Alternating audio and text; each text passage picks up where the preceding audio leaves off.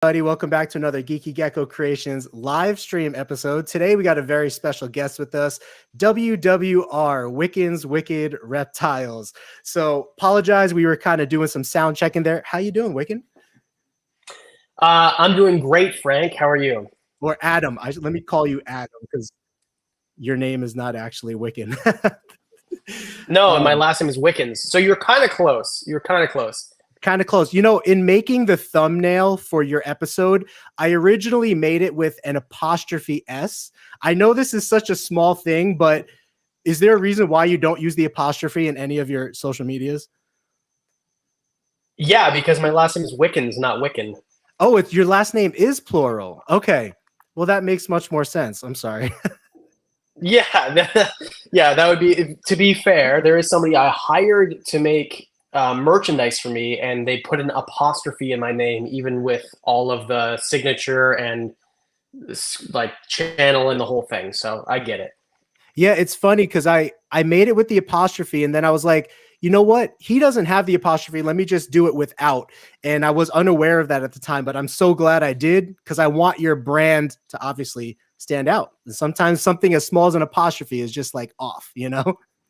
It's always best to say and spell your guest's last name correctly. Yes. I should have worn my muscle shirt, man, but I just got my legacy. I know you're a big fan of Brian Barczyk, which is probably going to be one of the questions I ask you. We'll probably touch on his name a couple times, but I just got my legacy shirt. So I was like, let me rock the legacy. But just want to say hi to everyone who's here.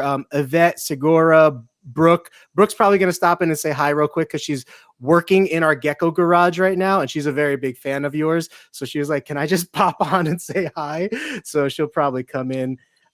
Twix, Turts, very good to see you guys, and everybody who winds up watching this back, very appreciative. So Adam, I've watched your channel for a few years now, and funny story, when I was first starting my channel and I was so small, maybe like 500 or 1,000 followers, and you were at like 30,000 or something, you did a live stream and you were like, super chat anything that you want. And my first ever super chat was to you. It was just $5. And I was like, hey, can you shout out my channel, Geeky Gecko Creations? I don't know if you remember that. Probably not. It's such a long time ago, but many thanks for doing that. Hey, anytime, I appreciate it. And anybody who's trying, I don't really care. Like if you get 1,000 subscribers or 100,000, if you're trying, that's the people that I mess with. So good for you, man. Good for you for keeping going. And you're almost at 200,000. So good for you. Yeah. So we'll probably touch on quite a few topics, maybe some juicier stuff as we go on with some recent things that have happened and whatnot. And I always try to be like loving. I have a page of notes, so I'm ready. I'm ready. I'm ready. Oh, okay. Well, let me do this because you're the guest. I want to be respectful and I want to make sure your time is good and everything. Is there anything that you have to or want to touch on right now, just to make sure that that I do cover that, or are you just want to kind of go and see what happens and you'll attack your notes as you need to? Hey, man, Frank, this is your show. You've built it up. You're 200,000 subscribers. So whatever you want to do, we'll talk about. But I also know why you reached out to me and why I'm here. And I'm glad to talk about that too. Okay, cool. Yeah. I mean, originally, so let's start with that because I want to make sure that's like the highest value point. I want to make sure that we're able to cover that. So originally I reached out to you and, I don't know if you knew that I had made a video of reacting to a video that was made reacting to something that you did recently, but you reached out and you're like, hey, I'm watching your video. And I was like, dang, dude, you're watching one of my videos? Cool, because I view, even though I'm almost at 200,000 followers, our audiences are very different, like the way that you've built up your channel and stuff. So I almost view it that we're in two different worlds. So like, I would not expect you to like respect or watch any of the stuff that I do, because it's kind of like in a different world compared to like what you like to promote. So I was like, thank you. I'm honored that you would watch it, you know? As a leopard gecko breeder, I have definitely caught my fair share of criticism. Number one, because I'm I'm primarily a breeder. I'm not primarily a pet keeper. So I show the breeding side of things and a little bit of what it looks like behind the scenes, you know what I mean, in a breeding operation and stuff. And you know, some of that stuff is not as like pet flattering. So we've caught a lot of slack for those kinds of things. So when I first saw your video about the 6 leopard geckos, from a breeder perspective, I was like, absolutely no problem. Absolutely no problem. This is more, like 1,000 times more space than a typical breeder would give a group of 4 or 6 leopard geckos. So from a breeder perspective, I was like, no problem. But a part of me knew the keeper perspective or the keeping side of things might say something about it, but I did not think that it would blow up to be what it was for a couple weeks. Now, you've been around long enough to know that drama comes and goes, right? But if I'm not mistaken, that video was probably like the last biggest drama point that happened in our hobby. Maybe the turtle guy who you did a review on, where he had the 2 turtles that kind of attacked each other a little bit, and then like he took down the video or something like that. I'm not sure if you saw that. I definitely did make a video on it, but I am friends with Chris and Casey, and I did hear about that. Yeah. So I, you know, people are trying to bring us up and drag our name through the mud all the time. So sometimes I'm unaware of other things that happen with other people.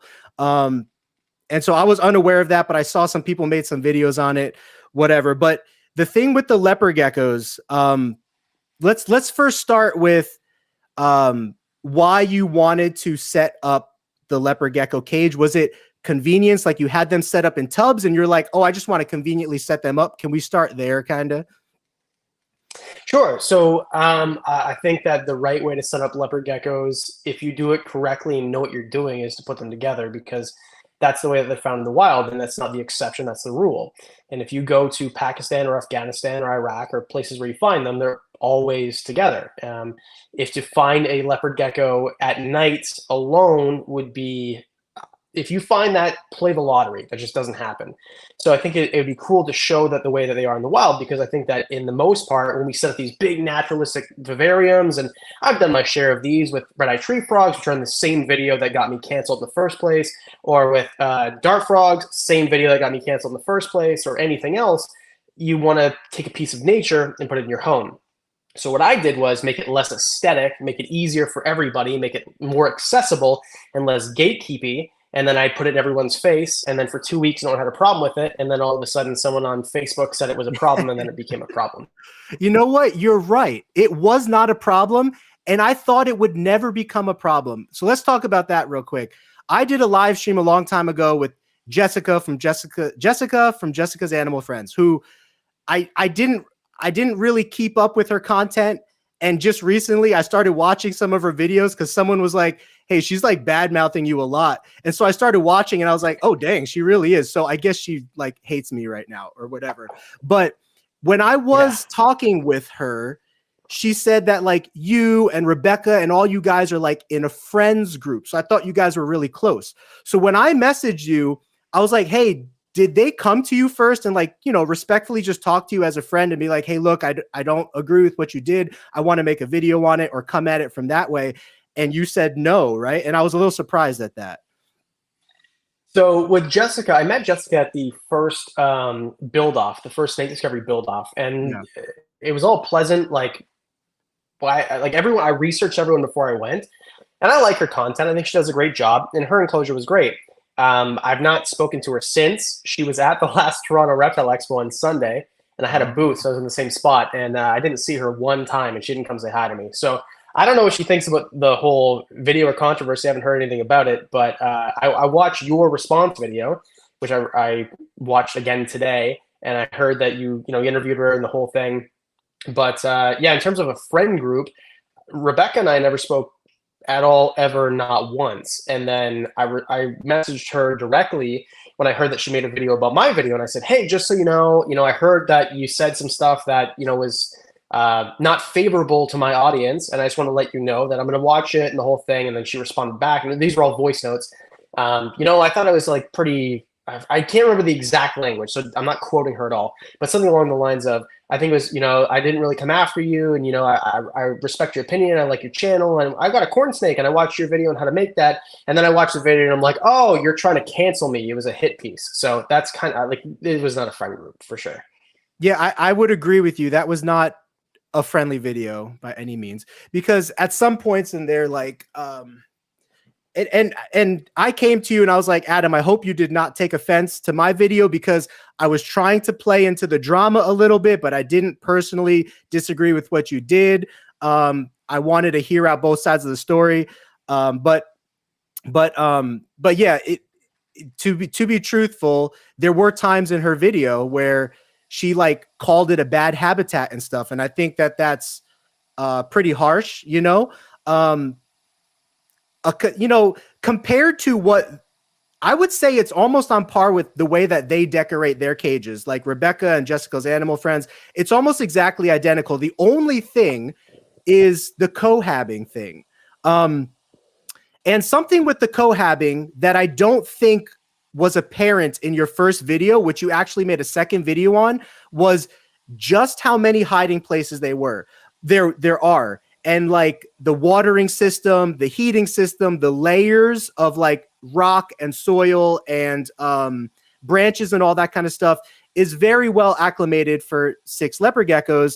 But I'm surprised that they didn't like give you the benefit of the doubt that you would do that, even though the first video didn't show as much as maybe they would have liked to have seen. Have they commented to you afterwards, after like seeing your follow-up videos, or everything that's come out now with people talking about how cohabitation can actually be good for the enrichment of the mind of a leopard gecko, since they're usually den and group dwellers in the wild? Have any of those guys contacted you and kind of like retracted what their thoughts were or anything, or changed their thoughts? No, none of these people, none of their interests are about leopard geckos. Their interests are to gain following and promote the following. And I think that, I guess my question to anybody would be, has anybody with any sort of following that's still growing made any comment about the video that was negative? And the answer is no. And I think that the entire thing was a hit piece, and like there would be nothing in it for anybody to be like, oh, I was wrong, because they are the ones who went on the attack in the first place. So what I said was, if there is any sort of evidence that says that I am wrong, please let me know publicly so I can't ignore it, and then I will make a video about how wrong I was. And I didn't get any responses to that.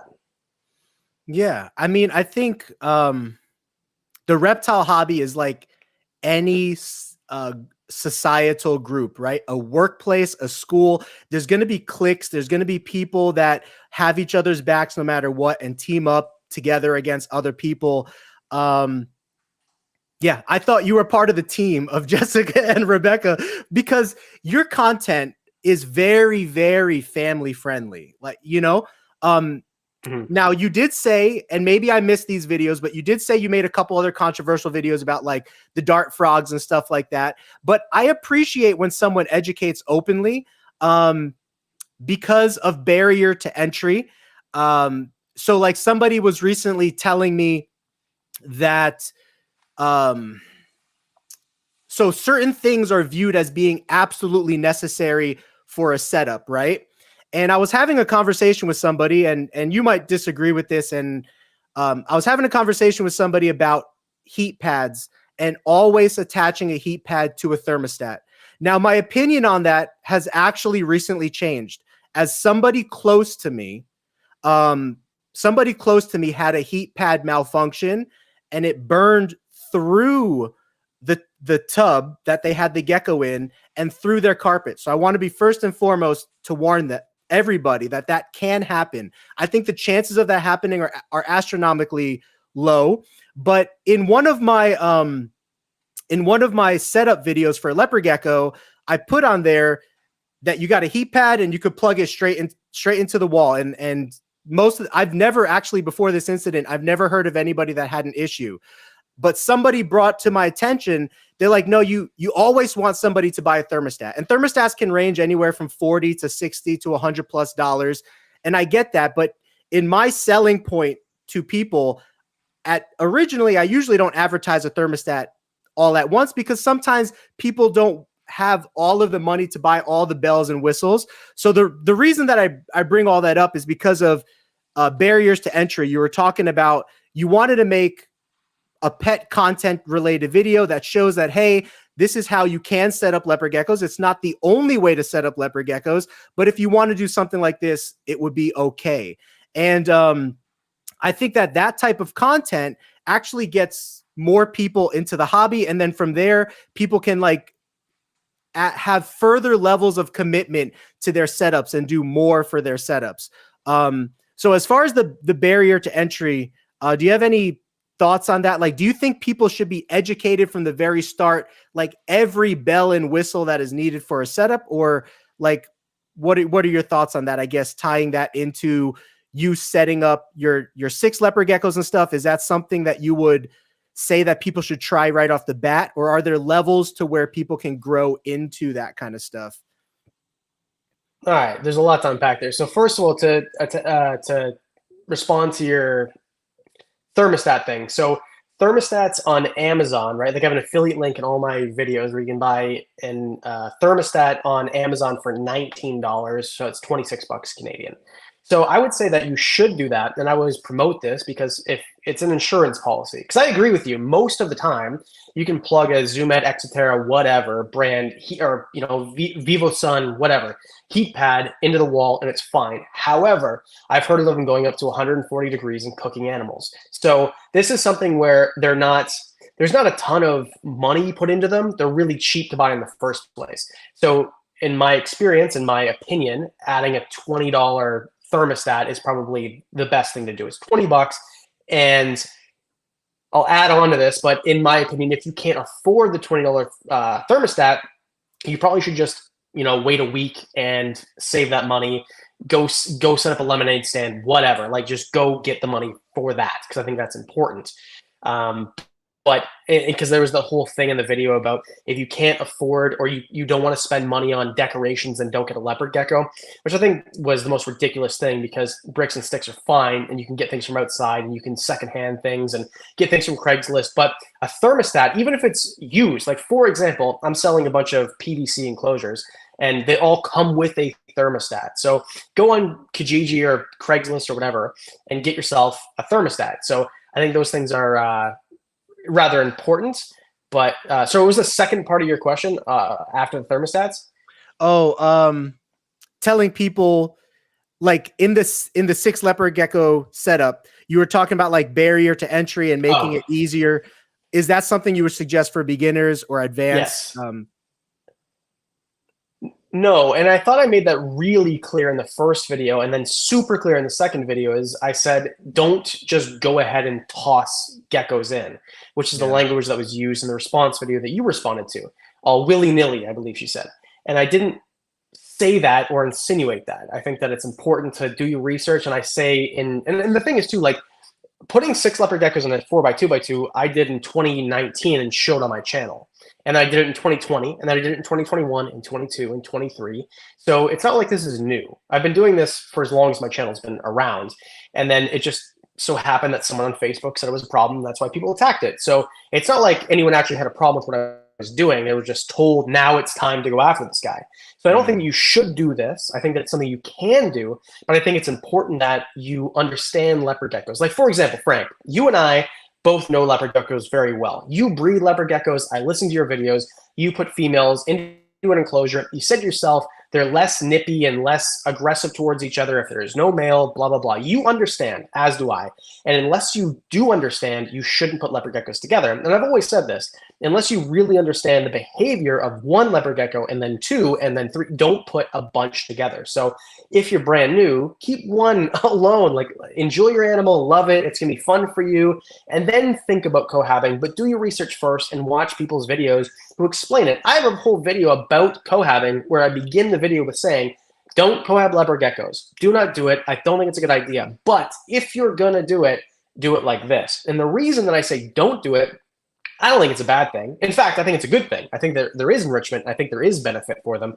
But I think most people who are new don't understand, which makes sense, right? If you're brand new, if you go to a school of carpentry on your first day, do you understand how to make a cabinet? No.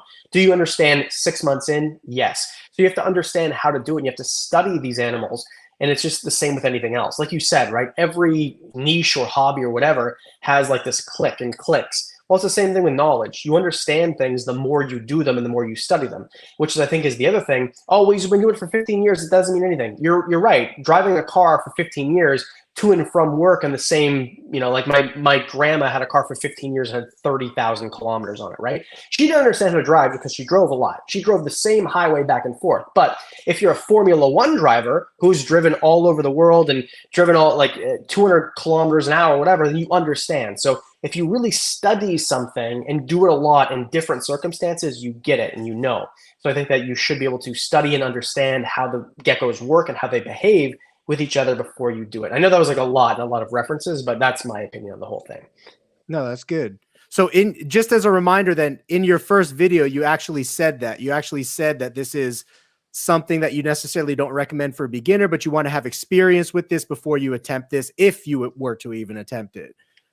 Correct. And that was completely ignored by the response video. That was like one of the, it's 10 minutes long, so I'll skip some things. Like that was one of the things that was skipped. Oh, so tying into what you said real quick, when I sell geckos, a lot of people, the very first question they ask is, does it need a buddy? Like, does it actually need a friend living with it in the tank? And number two, like, how many can I keep together, or can I keep them together? Those are always like some of the first questions. Because if a parent has 2 or 3 kids in their home, they want to get a gecko for each kid, kind of thing. And so, yeah, so usually I tell them for beginners and stuff that it's not recommended. If you're going to do it, let's house females together and put them in a bigger size tank and multiple hides and all that kind of stuff. Now, so to your knowledge then, yeah, I mean, so who was the Reptiles and Research? I'm sorry, is his name Levi? Liam, sorry, Liam. Is he close with like Rebecca and Jessica, and have they talked with him about the new, like, you went into the history of leopard geckos in the wild, and they want what's best for their reptiles. I hear this from them all the time. Enrichment, enrichment, enrichment. Why would they be against the opportunity to try to give a leopard gecko that has the psychological capabilities of wanting, or like not wanting, but like being in a relationship with other geckos in the same den? Why would they so highly discourage that from happening? Is it just the potential for danger factor, or is there something else going on there, you think? So I know for sure that Liam and Rebecca know each other personally. For sure, I know that. I don't know if he knows Jessica at all. But the answer to your question is, so Jessica and Rebecca make videos for new keepers, and we need that. And I have nothing against that. And I think that they both make amazing videos for new keepers. However, I think to be responsible, you have to idiot-proof things for new keepers. Nobody, I watched your video, is picking up leopard geckos by the tail. And in fact, they're condemning doing that, even though you and I know it's okay if it's a gecko, it's not stressed and whatever, and you can pick it up and move it, whatever. The reason that you'd say never touch a leopard gecko by the tail, don't even look at it, is because people who don't.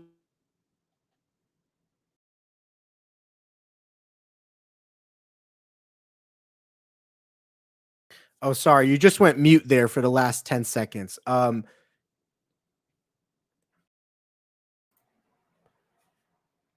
Can you hear me? Can you guys hear him?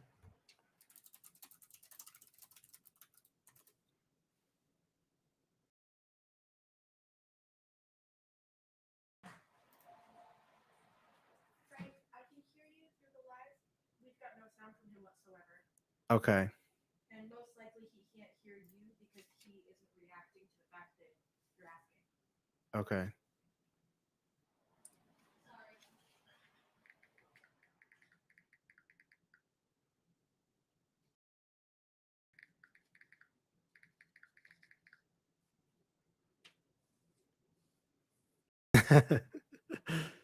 Sorry, guys. We'll get this fixed. I just texted him, so we'll see. Oh, man. Yeah, he's really going for it. He's really getting into it. We're going to have him redo all this.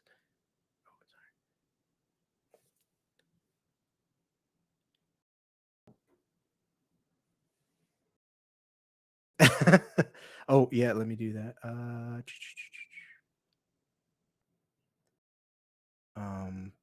How do I put that on the thing there?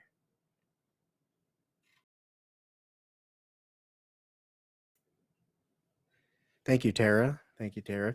Let's see. Hopefully this comes back here. We were doing so well, guys. We were doing so well.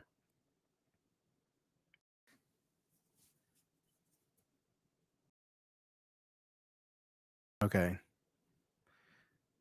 No, you're good.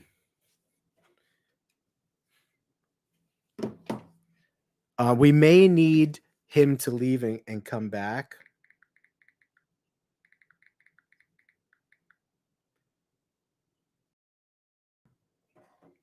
Let's see. He's working on it. We got some good stuff going on here, some juicy stuff.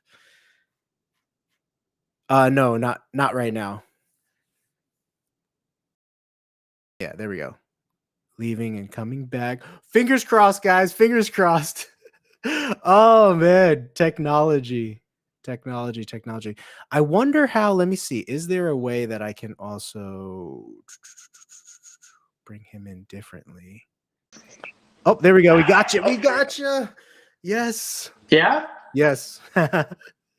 Cool. So gonna be honest, everyone was like, we understand what he's saying by his emotions. So we saw like your hand movement and stuff like that. And guys, I apologize. We were having some sound issues earlier.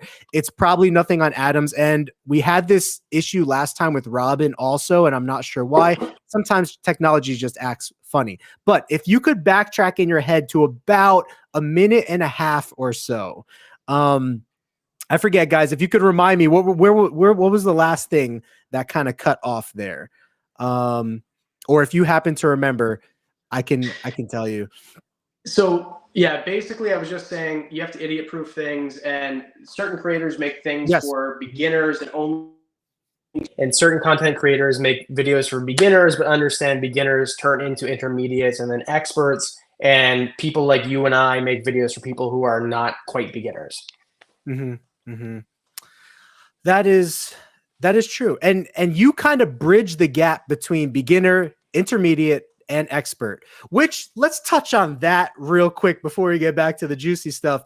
What made you go so heavy into the top fives? You are the only reptile creator that actually does top fives. That is the largest and most successful. I don't know if anyone's mimicked that since, but you're the only one that I can actually think of. What was the inspiration for that? And did you always make top fives? I think I remember you used to do just like regular title videos, right? And then it became like a bunch of top five stuff. Yeah. So, okay. Credit where credit is due. So the first person I ever saw doing top fives, and the reason that I started doing them is I like to study things way back, like at the very beginning of things. And the guy is Brian Barchuk. He was making top fives in like 2008, 2009. What? Yeah. But then Clint was making top fives before me. So I know Clint has made jokes, or I don't know how, I assume they're jokes. Well, Adam copied me. Like, I think they're jokes because Clint and I are cool.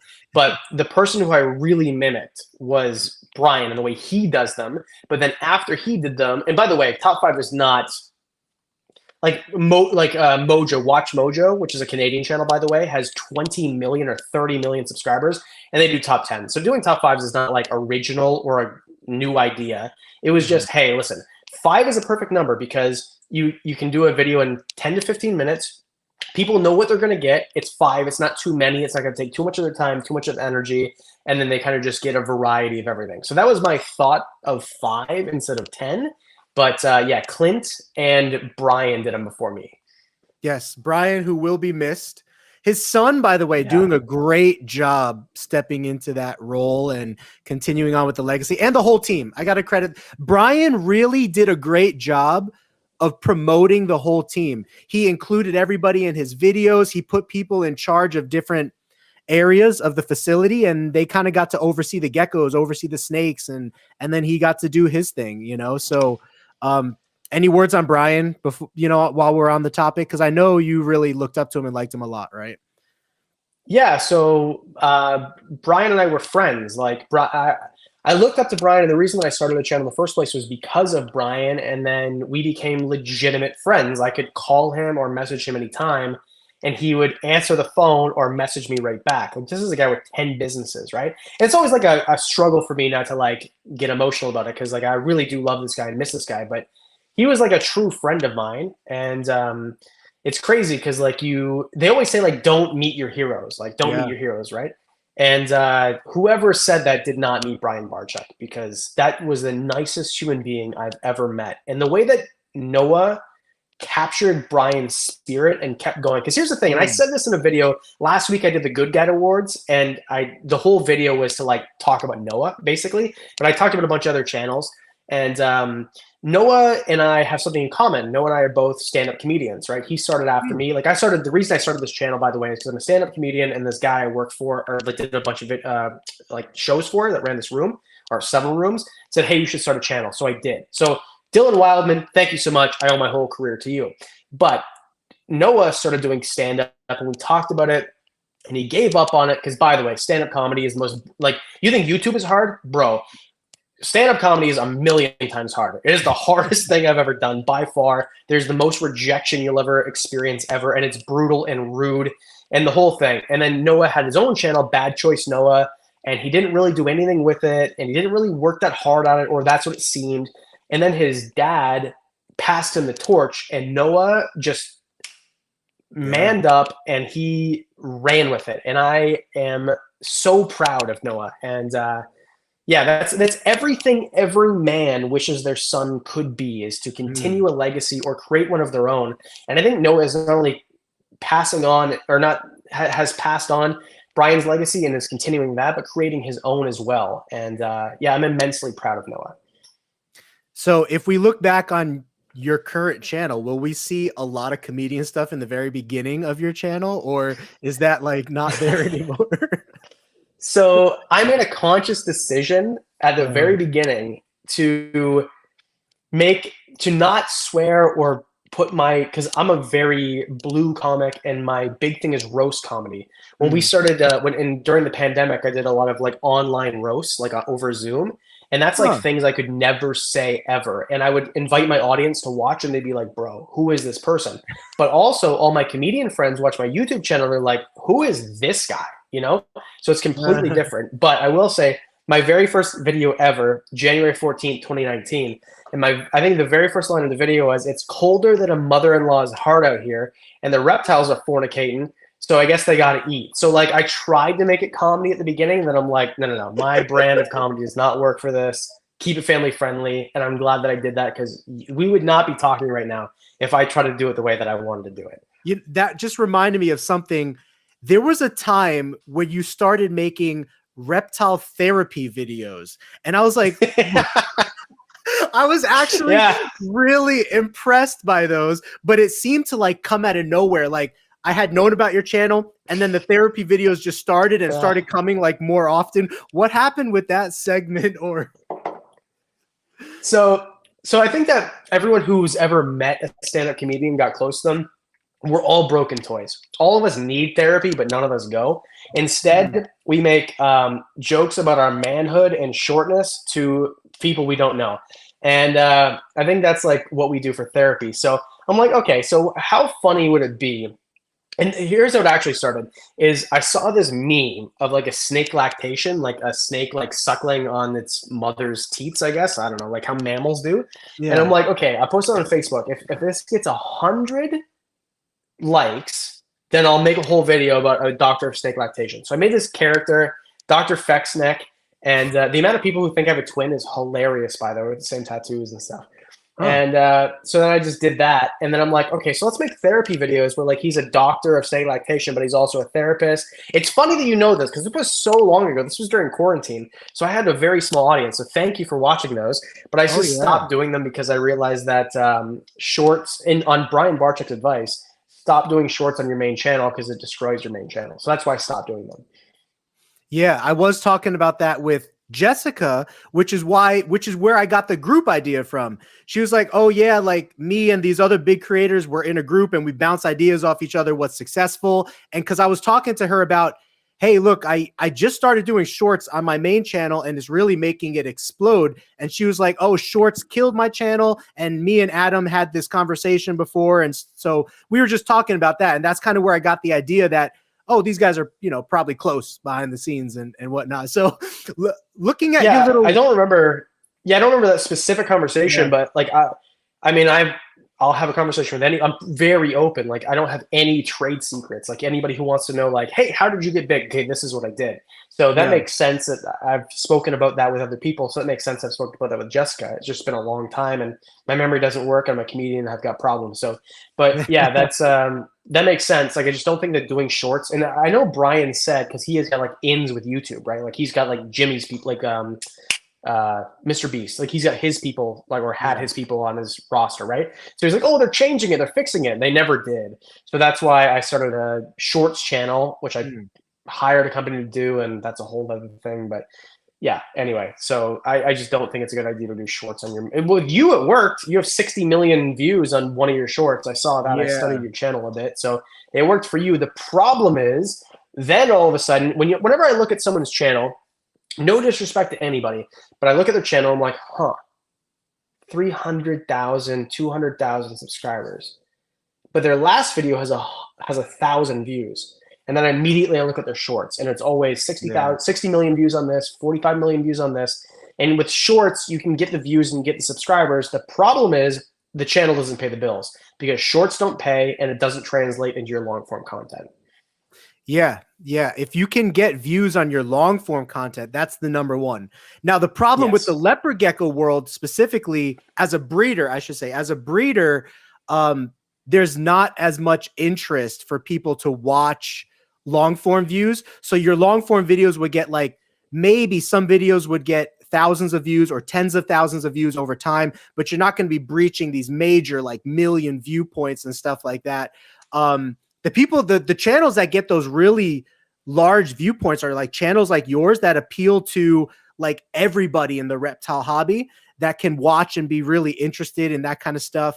So that's why I just kept going with the shorts, because I was like, well, something is better than nothing. And even though a lot of these people watching my shorts are kind of just there for the shorts, I was like, I'm just going to keep doing it because it's working. So I'm just going to keep rocking and rolling with it. But yeah, if you can get views on your long form content, that's going to pay the most. And that's the number one thing for sure. Yeah. To make to make money on shorts is just like, well, you need I've seen your views, man. And you have more views on your channel than me, right? Like that can't be. Like, that can't be. Yeah, because you have almost 100 million views. Yeah, you have almost 100 million views now. 95, well, almost right? So yeah, I think it's almost 1 billion. Is where sure. So there you go, perfect. Yeah. So I'm not even close, right? I'm not even close. But I mean, all this was paid with YouTube. Yeah. I mean, like the long form pays the bills. The problem is if you start pumping shorts into your main YouTube channel, and I talked to Brian about this, right? Is then it gets started to being shipped to Pakistan and India. And the reason I use those two countries is because that's what the stats say. They've got huge populations and they love short form content. But as soon as YouTube algorithm, right, sees that, oh, okay, well, these parts of the world and these people, these users, profiles, start to like this type of content, we're going to pump your long form there too. But they don't like the long form. So then it just regresses your whole channel because then it thinks, oh, well, nobody likes your long form. It's like, no. Pump it to Germany and the US and Canada and the UK. They like it. Pump the short form. So once YouTube figures that out, if they ever do, boom, different market, and I'll make 10 shorts a week. But until then, they haven't figured it out yet. So in case you guys didn't know what we were talking about with the therapy videos, is there a title that you put at the end of every therapy video if people wanted to go back and watch those for fun? Or is everyone just titled this differently based on the therapist that you're visiting that day or the session you're having? I mean, just go to my channel, look at shorts. Like I think I only have like 13 of them. Were they all videos. Shorts or was they some were all of them? Yeah, well, oh, okay. There was like 2 or 3 long form. Like the first long form video that I did was called The Biggest Lie in Reptile Community or something like that. So if you just go to my channel and look at it, it's like that. And then I did another one on April 1st, like April Fool's Day. But And then I did a few like podcasts and stuff like that during COVID because I was bored out of my mind. Like I couldn't get on stage and I couldn't like go places, and I'm just like, okay, I'm gonna be this idiot in a robe. So that's what I did for that. So yeah, I mean, like, they're mostly shorts. So I did have a bunch of questions and stuff where I wanted to talk more about.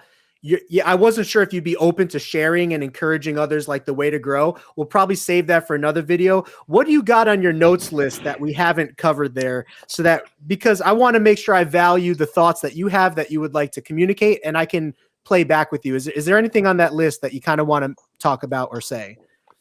My entire list was just like in your response video to Leopard Gecko. That was basically it. Like because you reached out to me like that at that point. And so I watched your video again today and made notes. So if you wanted to get more into the weeds of that video, we can go into it. And if you want to ask me videos about how to grow, okay, sure. Let's get in the weeds of that. And yeah, sure. And I got time, man. So like I don't know how long these things are for you. Well, it's been 50 minutes. We're pretty good. The last stream I did was like 4 hours for some reason. Oh, okay. I started doing streams with my fiance, and then they love her more than me now. So she just shows up, and all of a sudden people watch. It's which, like by the way, congratulations on that and the baby. I was asked to send a couple joke questions your way. Number one, what size crib is the baby going to be in? A 4x2x2, and it's 6 tuplets, so it's perfect. There's 6 bricks in it, it's ready to go. Yeah, no, it's not by Dubia. They don't want anything to do with me. It's going to be a Cages, a custom reptile habitats enclosure. So, but yeah, it'll be 6 cohabbed into a 4x2x2.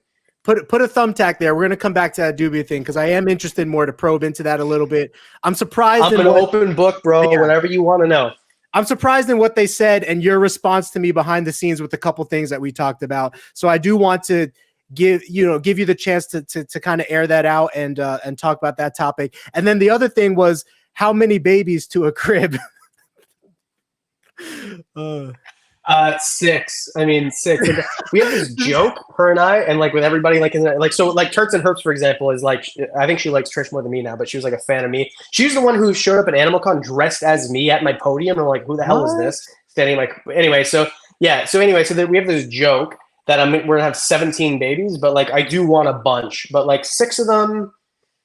We'll probably put 6 in like a room maybe, but like not a 4x2x2. We'll make it like an 8-foot enclosure just for like extra enrichment, you know?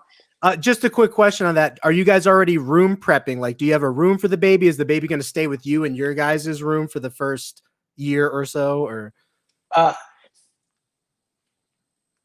yeah, so yeah, I think the crib is going to go because we already have 2 boys, right? So they have like their own room at the other end of the house. Oh, gotcha. And so if you ever hear like dogs barking in the middle of this, they're coming home, right? Because like they're out right now at their cousin's house. But yeah, so they've got 2 at they have a room, and then I have a room upstairs, and like I live in a 6-bedroom house, but it's like a reptile house. So eventually I'll just like consolidate or like move it out or whatever. But yeah, like the crib is going to go in our room for the first however long. I don't know how long. Yeah, I really apologize. I didn't know you had 2 kids prior. You put a lot of content out there. I hadn't seen maybe when you had mentioned that or if you had mentioned that in the past. But well, to be fair, Frank, so she has 2 kids. I'm the stepdad of these 2 kids. So like, yeah. So like, yeah. If you've been following for a long time, I've not talked about these kids because they didn't exist for me until recently. Yeah. Oh, wow. Oh, because you recently like proposed and recently, what's the date of the wedding? Are you going to invite any reptile people to it? So Turks and Herps has an open invite, obviously, because she's like the biggest fan of the channel. But yeah, we don't have a date yet. It'll be like next summer. So before I don't know, before like the baby is born, I think we'll do like a civil union, so we're like married, but then we'll do like a big like real wedding next summer, so we've got time to plan for it. But yeah, I'll invite anyone. Like there's a bunch of friends that I have that I'm really close with because I met them at build offs or AnimalCon or whatever, and yeah, they'll be invited to it for sure. So probably no Dubia. No, just kidding. So to be listen, Darion has never reached out to me. We've never spoken besides before I was even sponsored, and that was about the Slithers thing. But Darion just squashed the beef with Bob Clark, and if they can squash their differences, then I've got nothing against Dubia or Morph Market, whatever. They're great companies. How he handled it, I would definitely not have handled it like that. But at the end of the day, I mean, I'm not Darian, so it is what it is. And if Darian ever wants How to reach Bob out to me, handled I'd be it, you're happy to have a saying? conversation. How I Bob would not have handled it? handled it the way he handled. That's what you're talking Yeah. about. So Okay, yeah. no. How Darian handled our situation between Darian, like between Dubia and Oh I yeah. would not have handled it like that. But Yeah, I was yeah, I mean, also there could be an argument. Well, you don't own Dubia, like that's true. So good point. But yeah, I don't dislike him as a person. I dislike the way he did business then. But business is business, and it is what it is. And it's an open invite. I've talked about this on 3 podcasts now. If Darian ever wanted to call me, my phone is open. I'd gladly sit down, shake hands, do a podcast, private conversation, whatever. Yeah, but no ill will, and I don't boycott Morph Market or Doobie or anything like that. Just I have no yeah. interest in doing business with those people at this moment. Yeah, that's kind of the approach I take too. I never went in detail about this, but when Morph Market removed us from Morph Market, I had, first of all, they did it without even a phone call. Like, you know what I mean? Like giving you a phone call and saying like, hey, this are the issues we have. And I would have liked them to say, if you change these issues, we'll work with you again. But there was no phone call that was saying like, these are the issues we have. This is what we would like you to change. And for this reason, we have to like suspend you or remove you for now, you know? And I think it gets a bit sticky there because I was looking on Morph Market. They have no standard of care. There's no standard as far as what size should a leopard gecko be in. What's the difference between a leopard gecko tub and a ball python tub? Because I don't know if you know the most recent drama with me, but a lot of people were like talking about how we keep our leopard geckos in smaller than average size tubs for a leopard gecko. And my response to that situation, which I never made a full video on quite yet, was, well, what about snakes? Like, I understand that they coil up, but it's common practice in the snake industry to house a 3-foot snake or even a 4-foot python, which is a thick-bodied animal, in a tub that's like 5 inches tall, and that's like half or 2/3 the size of the snake. Like there's no issue with that, and Morph Market has no issue with that. So I actually reached out to Darian multiple times, and I was like, hey, look, there are these other creators that have had controversies, and you were willing to work with them. I was like, try to work with me. I would like, you know, if there are certain standards that you would like for me to promote more, then let me know, because right now we are the #1 leopard gecko content. Like leopard gecko, we're the #1 leopard gecko breeder, the #1 platform, the #1 leopard gecko content pusher. So I was like, try to work with me. Try not to listen to the critics and everything that they got going on. Try to work with me. I'll work with you, and we could promote what you want together. But I just had never heard back from him. And it would have been nice to actually hear from him and be like, look, I choose not to. Or, you know what? You got some good ideas. Let's work together for the betterment of the hobby and move forward. And so when I had asked you, hey, what did Darian say to you about this? And you were like, Darian hasn't said anything to me. I was like, in my head, I was like, why? Like Wickens is one of the if not, well, first of all, you're the #1 top 5 now, regardless of what happened with Clint, and all respect to Brian, you are by far the #1 top 5 now. And that's just not in quantity of videos made, but also the thumbnails and the quality of the topics and all that stuff. I'm really, really impressed with where you Thank get you. these topics from. And lately, I was going to ask you, we'll save this for another stream. How in the world are you making your thumbnails to look so good? That was but lately your thumbnails have been like to the moon, you know? So I was surprised. I was like, why would I never read Dubia's statement, but why would Darian stand by Dubia's statement of what Jessica said? All I heard is Rebecca's video, where Rebecca's video said something about like, we have to vet our sponsors more carefully. I was like, why would Darian co-stamp that against Adam? Adam is one of like the most responsible content creators for reptile YouTubers. Why would Darian co-sign that? You know what I mean? And I was just confused why he never reached out to you or anything like that. So do you have any comments on that? I know that was kind of a lot there too, but.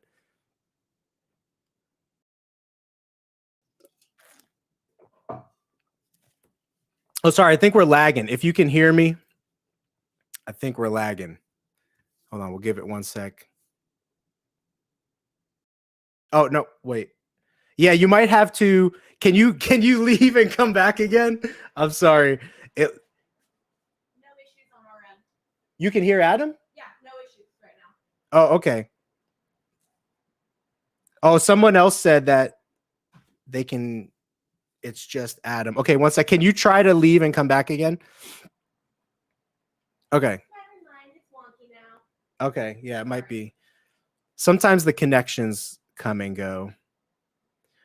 Yeah, no Adam still. I don't know if you can hear me. He's putting in his earbuds, so let's see if that works.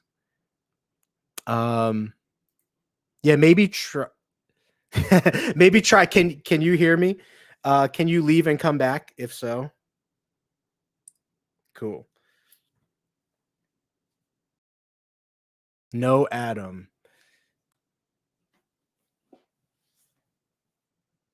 All right, guys, fingers crossed.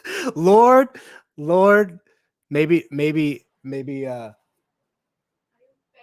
you please ask him about the touching the tails thing again? What touching the tails? So when he had cut out the first time, it was when he was talking about how people react to touching leopard geckos. Oh, okay. I never actually got to hear the answer on that. How about now? We're good. Yeah, I will. Okay. Hey, Brooke, just come say hi real quick. Brooke's gonna come say hi real quick because she's a really big fan, and she has something that she wants you to talk about after the whole Darian thing. So this is Brooke. Here, hold on. Wait, I'm too tall. There we go. Hi, Brooke. So I'm a leg. I actually can't see Frank. I don't know if any of you guys can know I'm like watching like 10 seconds behind. But hi, Brooke. I'm sure there you are. All right. Hi, Brooke. Nice to see you. Yeah, so Brooke's been with us the longest time, like 3-4 years now or something like that. I think so, yeah. Yeah, and she said, hey, can you get Adam to talk about, go ahead, you could ask. So earlier, the first time when you cut out, it was when you were talking about people's reactions to touching leopard gecko tails and handling them by the tail. So we never got to hear any of that answer, and a couple of people in the comments want to hear it, me included. So that, and then Darian. Yeah. Okay, so basically what I was saying about leopard gecko tails is like when you're brand new, you should tell people. I agree, you should tell people not to touch leopard gecko tails because it's like I've got toddlers, right, that I have here. So I know when I say, hey, grab that worm, they're gonna destroy the worm. They're just gonna grab it and hold on, like, right? So they're just gonna crush that worm. Like it literally happened earlier today. I watched grab the worm. So, but if you tell someone who's nuanced and understands, like grab it gently, that means like grab it a little bit gently, you know, and you move it. So I think it's okay to do that. So that's what I was trying to say is like, you can grab a gecko tail, you just have to do it really gently and know that they're not, like if they're in flight mode, if they're doing that waggly thing to like use it as a lure, then you don't do it. But if they're just like chill and they're just sitting there, you can move them, but it's fine, right? So yeah, that's what I was saying about that. Can you guys still hear me? Yep. All good. Okay. So I hope that answers that question. My answer about Darian is like, I research the people that I get into bed with very thoroughly. So when I do a sponsor with Magic Spoon or Audible or whatever, like I believe in the brands. Yeah. With Dubia and Morph Market, I didn't know Darian at all, but here's my relationship with him. There was that whole Slithers thing, right? And those are diabolical, disgusting people. And I kind of chimed in with it, but I'm in Canada, right? So I feel like removed. I'm not really part of it. And I talked about it a little bit on social media. And then Darian messaged me proactively and said, hey, call me. And then gave me his number and I called him. Or he called me or whatever. And then we talked about it. And he's like, hey, I don't know how much you want to get involved. He wasn't pushy. He just seemed like very professional, like a super good guy. I'm like, okay, I like this guy. We talked about the whole thing and he filled me in. And he was like the guy who like dedicated his time to help me understand, right? And then I made a video about it later. And then months later, that was the last time Darren and I spoke, so over a year ago. Then months later, his employee, a lady who I like and I like her channel, contacted me and said, hey, Morph Market wants to do a deal with you. I'm like, okay. So I did a deal with Morph Market. It went really well. Hey, let's do a multi-video deal with you. And I'm like, okay, cool. And I gave him a great rate because it was like 7 videos we're going to do together. I'm like, okay, cool. So I gave him like basically half what I normally charge. And I liked their brand and I liked Darian at the time. And I don't dislike him or anything, but I really like thought I understood.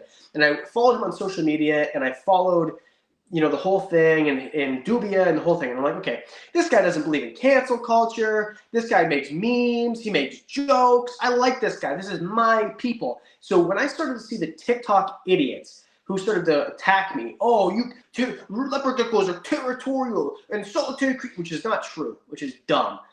I thought for sure Darian's response would have been like, yeah, but they're not. So we don't necessarily say that you should keep six together. But what he did wasn't wrong. That's what I thought was going to happen. Yeah. And then I saw that he posted on his own account, we don't agree with 6 leopard geckos being put together. And I commented on it because I thought we were still like buddy, or like at least that was going to be how this was going to go.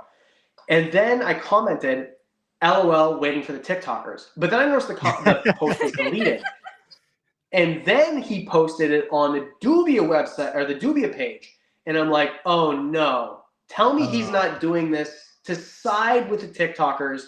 Because what I think, so what happened was, whether he knew it was going to happen is debatable. But what happened was, he posted this. Now he's on the side of the TikTokers.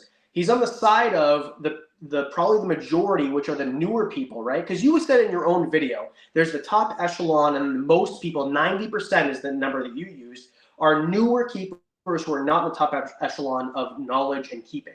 So he's with the 90% who said, okay, well, if I say that I don't agree with this, I'm on the side of the 90%. And anyone who's against Adam, I'm now on that side, and I'm going to sell more enclosures. Now, he said, and I can pull up because I took screenshots, that he received hundreds of emails about combating what I did, complaining about what I did. Hundreds is what he said. Whether he received hundreds or not, I don't know. I think he received probably a few, maybe hundreds. We'll see. And then he said that he lost tens of thousands, maybe hundreds of thousands, in quotations, because it's what he actually said, and I have screenshots, of sales. Okay, your enclosures are $279. Let's do the math. How many enclosures do you have to sell or lose sales of for $100,000? What I think actually happened was he's now on the side of the mob, which is what it was. And the mob said, okay, I don't agree with this. He said, I don't agree with this. Now everybody's buying Dubia. Everyone who would have bought a Zen habitat, which are of the same quality, I have both of them, by the way, of the same quality, of the same build. Dubias are black, so they look better, but the exact same thing from a company in China who makes them. Now they're on the side of Dubia. So now he's making those people buy those enclosures because they agree with his politics, right? My issue is, then all of a sudden you have Ty Park, Tom Crutchfield, Kevin McCurley, all these guys who are staples in the industry who actually know what they're talking about with animal behavior, who said, this is ridiculous. We're going after Adam for talking about 6 leopard geckos in a what are we doing? What the heck are we doing here, right? And in less words. And then Darian started to comment on those posts, but never commented on my own post and never reached out directly to me. So I think that he probably has a bump in the back of his head from backpedaling and hitting something when he wasn't looking. But besides that, I think that, it is what it is, and Darian is whatever, and I'd have a conversation with him 100%.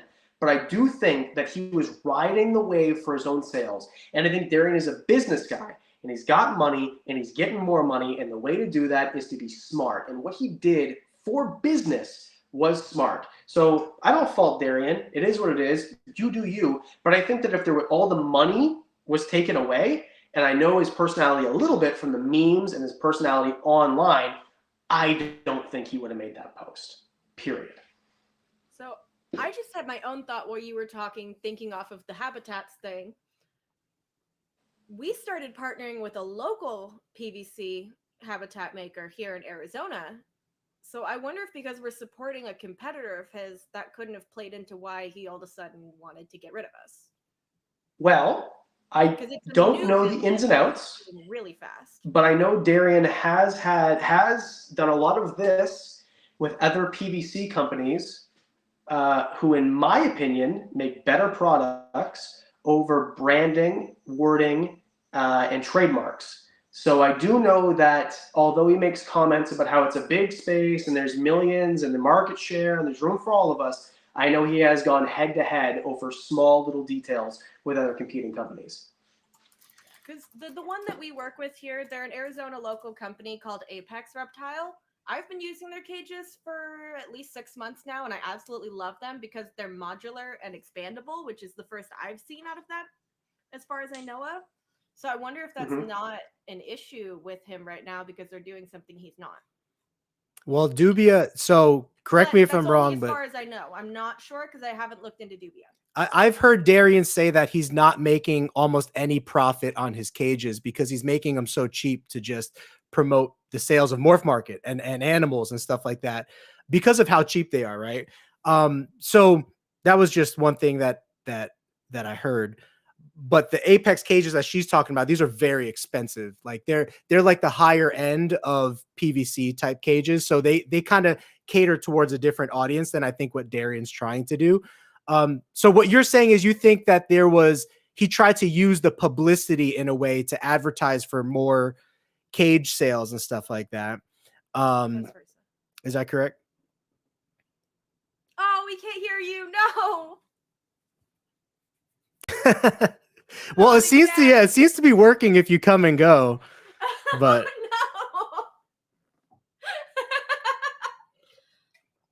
no. Sorry, man, we got you. Yeah. Not right now, but I think if you leave and come back, you'll be good. Every time we bring up Darion. Every time. Darion's got powers in the software engineering world. He's got powers everywhere. Apparently. Yeah. I'm happy that you finally brought it up though and are actually talking about it. Yeah, to be honest, guys. Talking very maturely about it too. Yeah, there's nothing bad being said. Yeah, I was not planning on talking. There he is. Yeah, it seems to work when you leave and come back, so we'll just keep that in mind for the reset. But Tara's asking why we're not going to be at the show this weekend. Yeah, that's okay. It's okay. We'll focus on this at hand. So, Okay. Going back to the cages. Did you have any last comments on the cage? So what?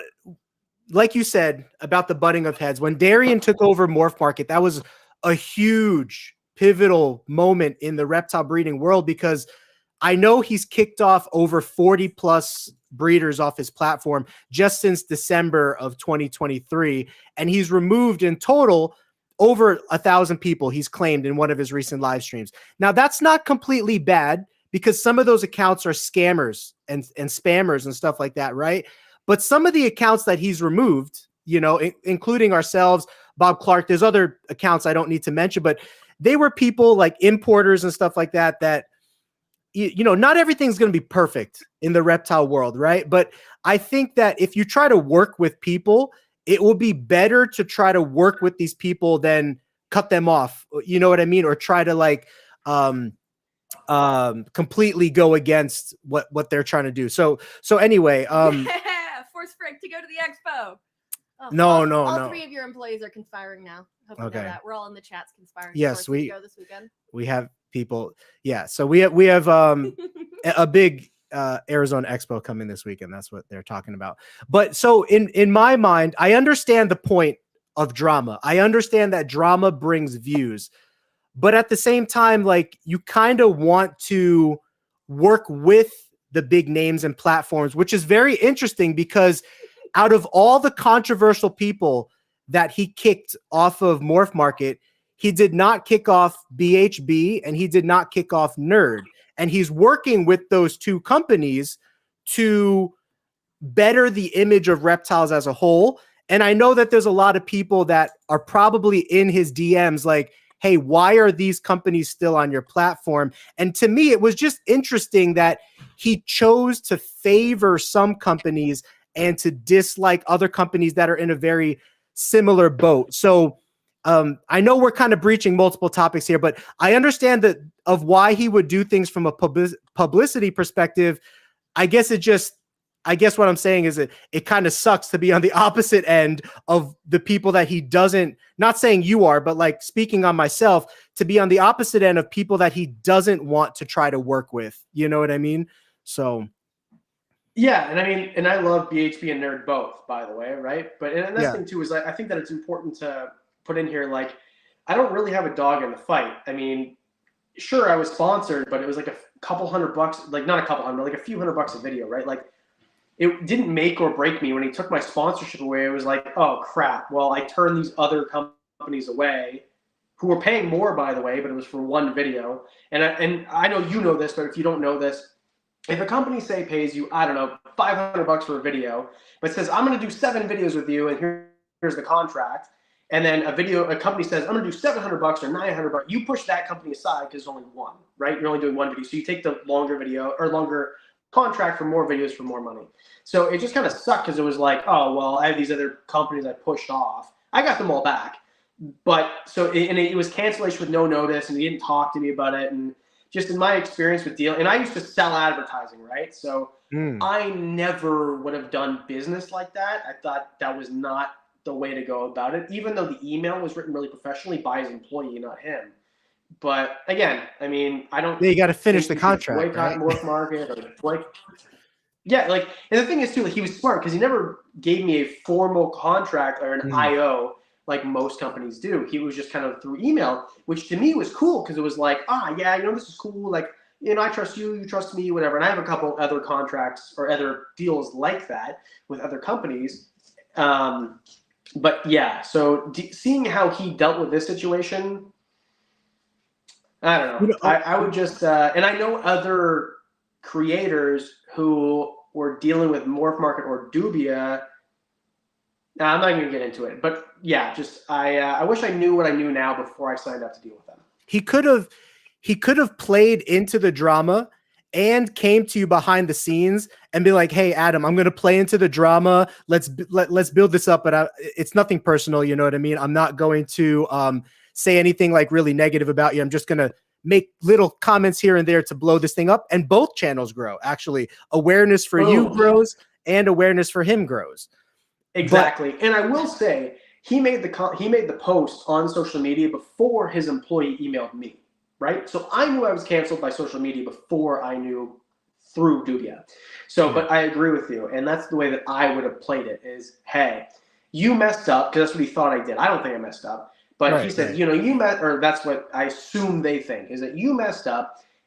So let's, you know, do this thing where, you know, I condemn what you did because it was bad for the brand. And I got a little bit of pushback from these TikTokers. And I probably didn't lose a lot of sales, but I might have lost a few. But let's blow this up so that we can, you know, and if he said to me, hey, I don't like the video that you made, which is fair, right? But the reason I made that video and I put his sponsor there is because I thought he was, you know, chill and like he understood, you know, care of leopard geckos, right? Like he's been keeping leopard geckos for 12 or 20 years. He used to breed them apparently in one of his videos. Yeah. Yeah. So if he's been keeping leopard geckos for 20 years, he knows that what I did was fine. But if he said, hey, listen, I don't want you to push this. I don't want this to be one of my enclosures.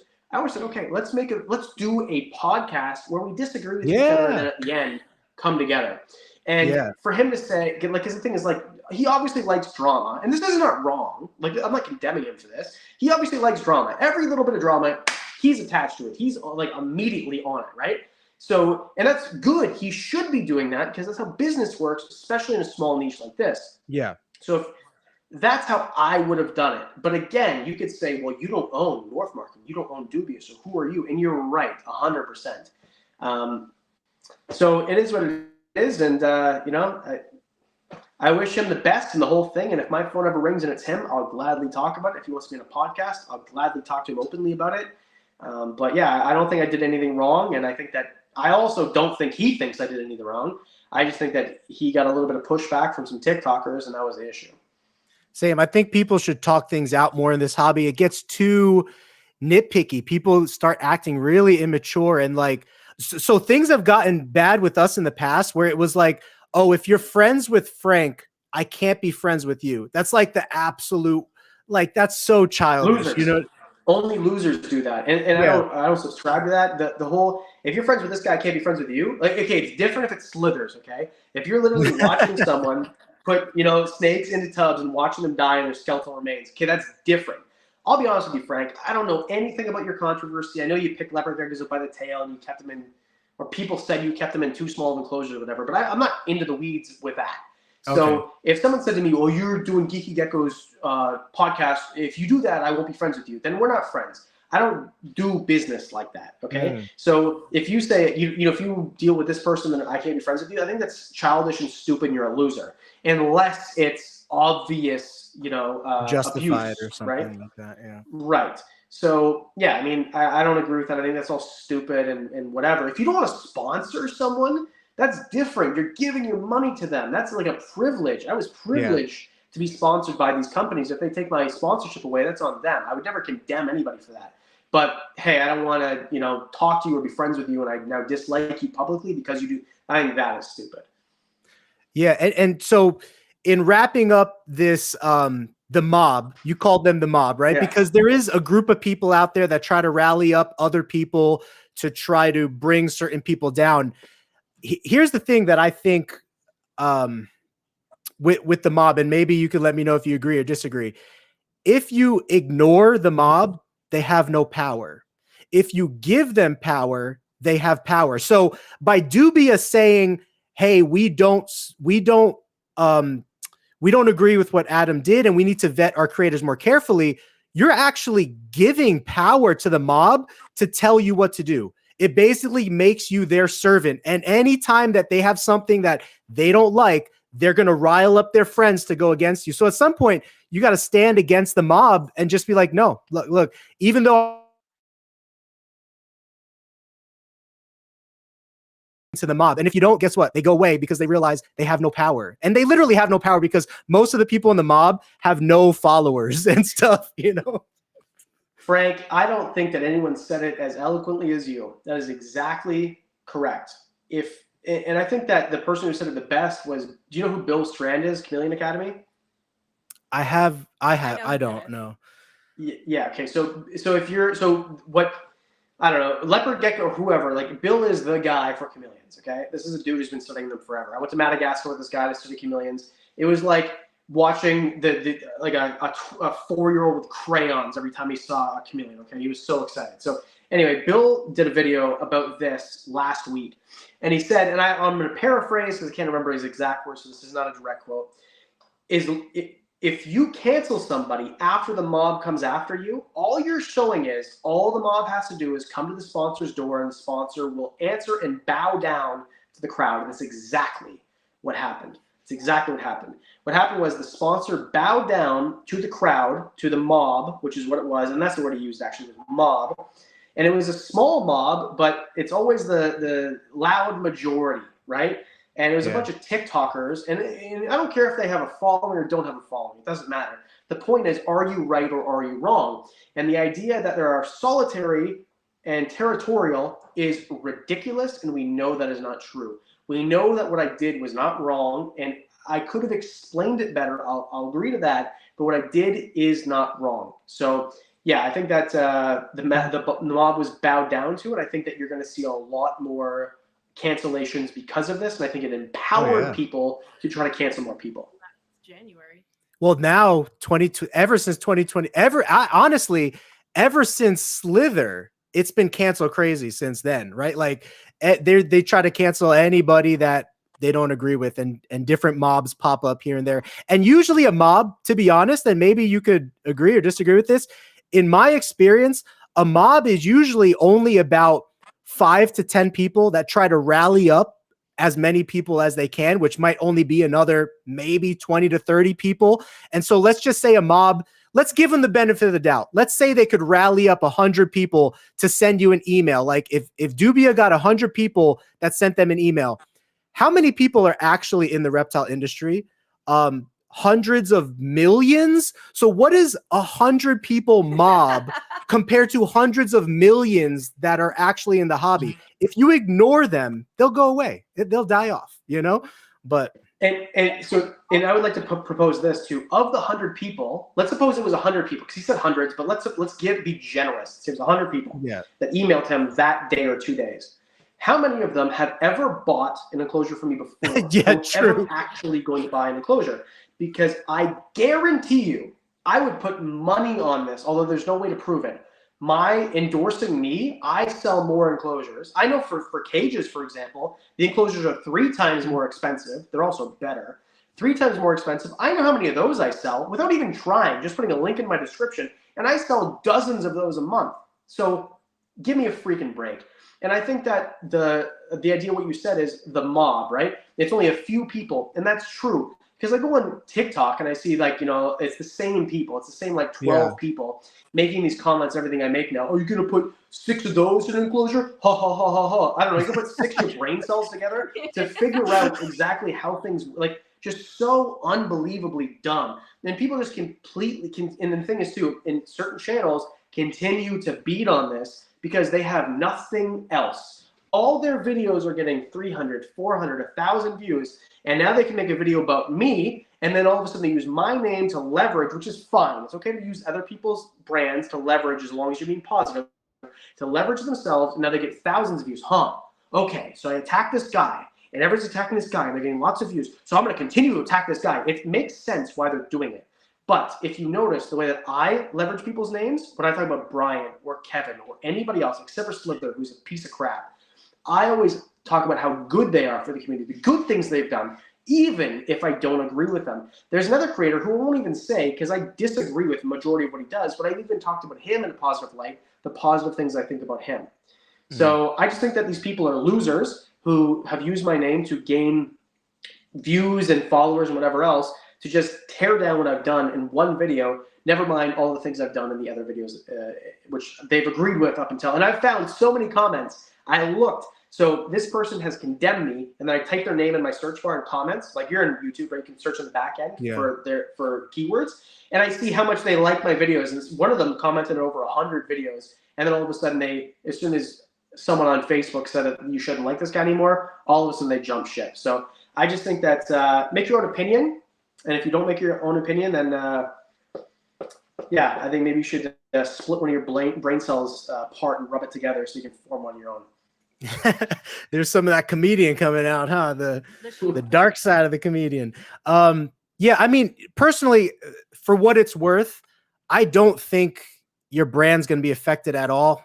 Like, that's just my thought. I don't know if you've noticed any negative effect, but you are such a you do something that Dubia doesn't do, right? The people that go to Dubia and the people that go to these Facebook creators, you are influential in a much bigger and a different way than they are in their world. And people are still going to keep watching your videos because they're educational, they're entertaining, and new people are going to come in so when I first got into reptiles, I thought it was if you could make it successful, I thought it was one of the best businesses in the world. And here's why. Your customers are born every day. So some markets are locked in based on the item that you're selling. But every single day, there's a 7-year-old kid that's about to turn 8 that wants to buy their first reptile. And every single day, there's hundreds and thousands of those kids. And if you can grab them off social media by entertaining or showing them reptiles, there's always going to be new people in the reptile hobby. It's never going to be like a hobby that just has a stagnant amount of people in it. There will always be new people coming in, and those people will have no idea about what Dubia said, a week ago or something. And so in my view, I feel like your brand isn't going to be affected at all, more than just the ego or the pride of being like, hey, they said this about me, and it's kind of like unfair. You know what I mean? That they would approach it in this way. It just doesn't seem right. You know what I mean? And because like that's kind of how I feel as well, is all the negative publicity on us. I'm going to keep doing what I'm doing, but what people are saying, sometimes I debate whether I should address it or not, because it's like, well, if I address it, it's bringing attention to what they're saying. So maybe I just ignore it and just keep doing what I'm doing, because the people that are following me and the new people that are following me, they have no idea about what these people are saying. So why even bring it to their attention, if that makes sense, No, I think that makes sense totally. The only reason that I even engage, because I've had other smaller attacks on like things I've said before. The reason I engage is because it was just so blatantly dumb, leopard geckos, and I know because it was in my notes that you discussed them being territorial. I think you misspoke. I think just like leopard gecko knows, just like everybody else knows, they're not territorial, and they're not solitary. So the whole argument was based on a fallacy and a lie. And I think that's important to dispel those things.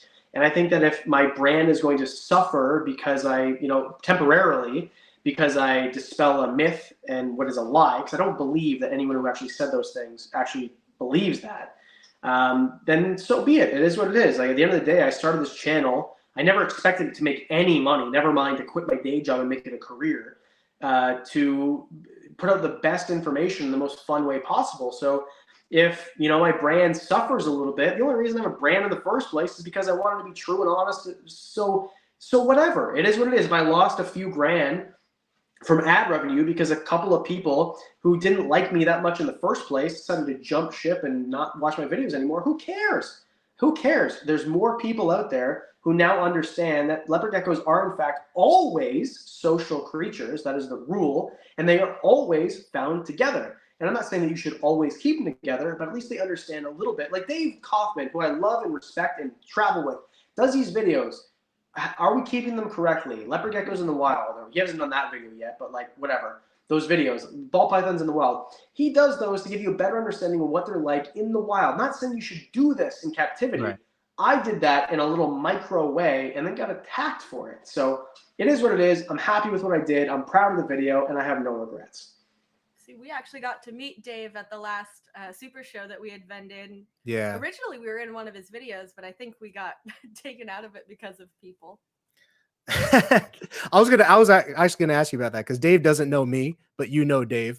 So anyway, we were at the beginning of one of his videos, and I think I don't know if he willingly took us out or felt pressured to take us out, but like I said, the mob that's after us was a pretty serious mob. Like, they just can't let it go, right?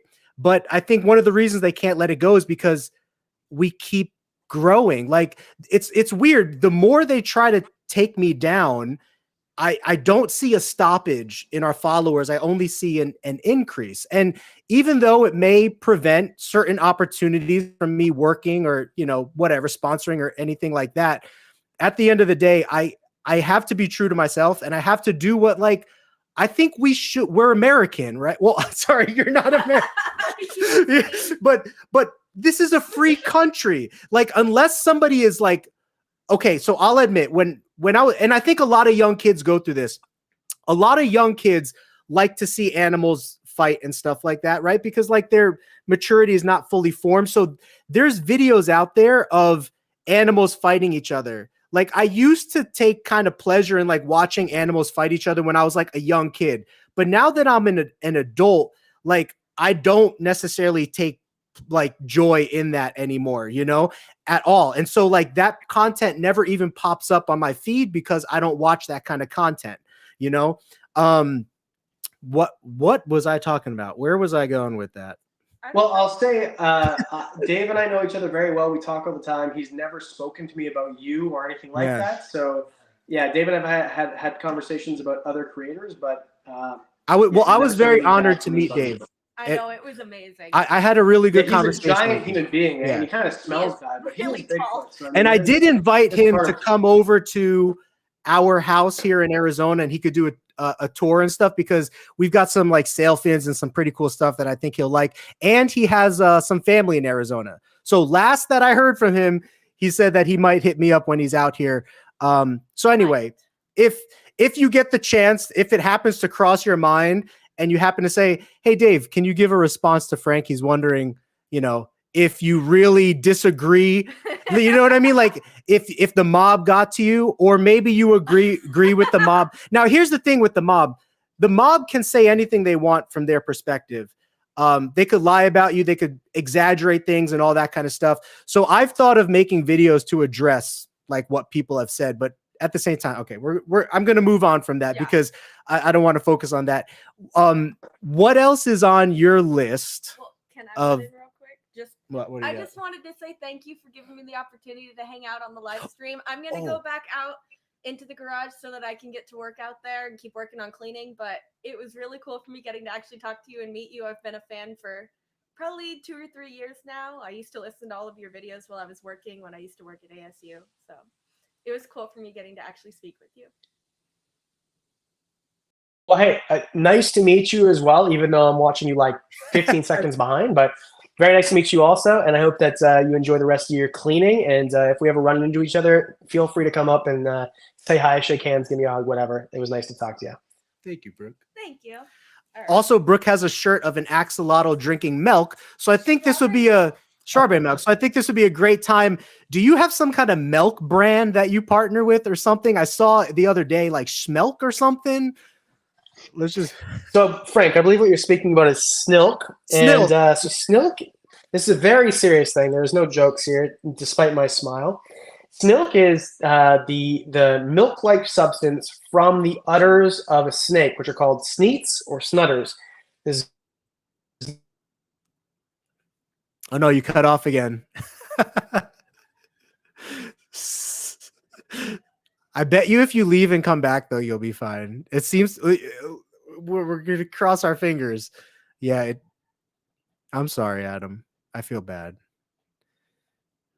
Yeah, it's still mute. Sorry, man. Yeah, it's still mute. Sorry, guys. Temporary. I hear Brooke laughing in the garage. Oh my gosh. Am I going to have to upgrade to StreamYard? So I'm using, I think I am actually. I'm using Melon right now. Probably going to upgrade to StreamYard after this episode because this is not fun. All right. Please, please, please. Yep. We got your back, man. Thank you. Thank you. We got you. Ooh, nice iguana tattoo. Oh, I could see it. Oh, thanks. Yeah, it's a Fiji banded iguana. Don't be too jealous. I know you guys can't keep them. But I know you have a Steve Irwin tattoo also, right? I saw on one of your. Yeah, I have a Steve Irwin tattoo and I have a Brian Barczyk tattoo. So like all the gods of reptiles together. That's cool. I'm going to show. Okay, so go ahead with your thing. I'm going to show Tara's comment here. Thanks for being such a good sport, Adam. Thank you, Tara. Appreciate that. Hey, anytime. Hey, I understand technical difficulties. The reason I stream from a phone is because I can't figure out how technology works. So we were talking about. Wait, so you're saying you actually sell snake milk? Can we touch on that real quick? So glad we got back to this, Frank. This is a big percentage of my income after all. So Snilk is very serious and important. And what Big Reptile doesn't want you to know, Frank, is that snakes don't just lay eggs, wait for the snakes to crawl out, and then leave the. Oh no, the voice cut out again. Wait, it might just be lagging. Yep. Oh, wait. Ooh. Yeah, you went black. If you don't mind, if you can go and come back. It might be a time thing too. Like sometimes when you're on a stream for a certain amount of time, it starts to go kind of wonky. It's terrible. Oh, you're named the Pickle King. Yeah, I'm sorry. I can't see you. Yeah, there we go. The Pickle King. We welcome back the Pickle King. Lord, please. Snakes have udders. Yeah, we're going to learn all about that from Adam right now.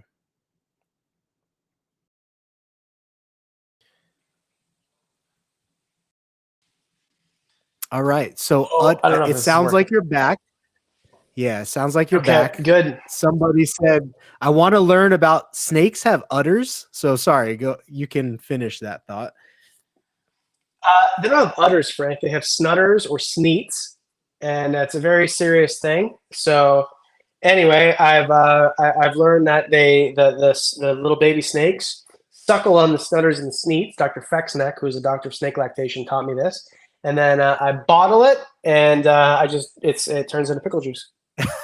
I was like totally trying to figure out, wait, is this a Jokers? Wait, but I thought you actually sell the milk, though. I thought I was scrolling through some of your items, and it actually showed it. Or is it like a shirt? Is it just on a shirt or something?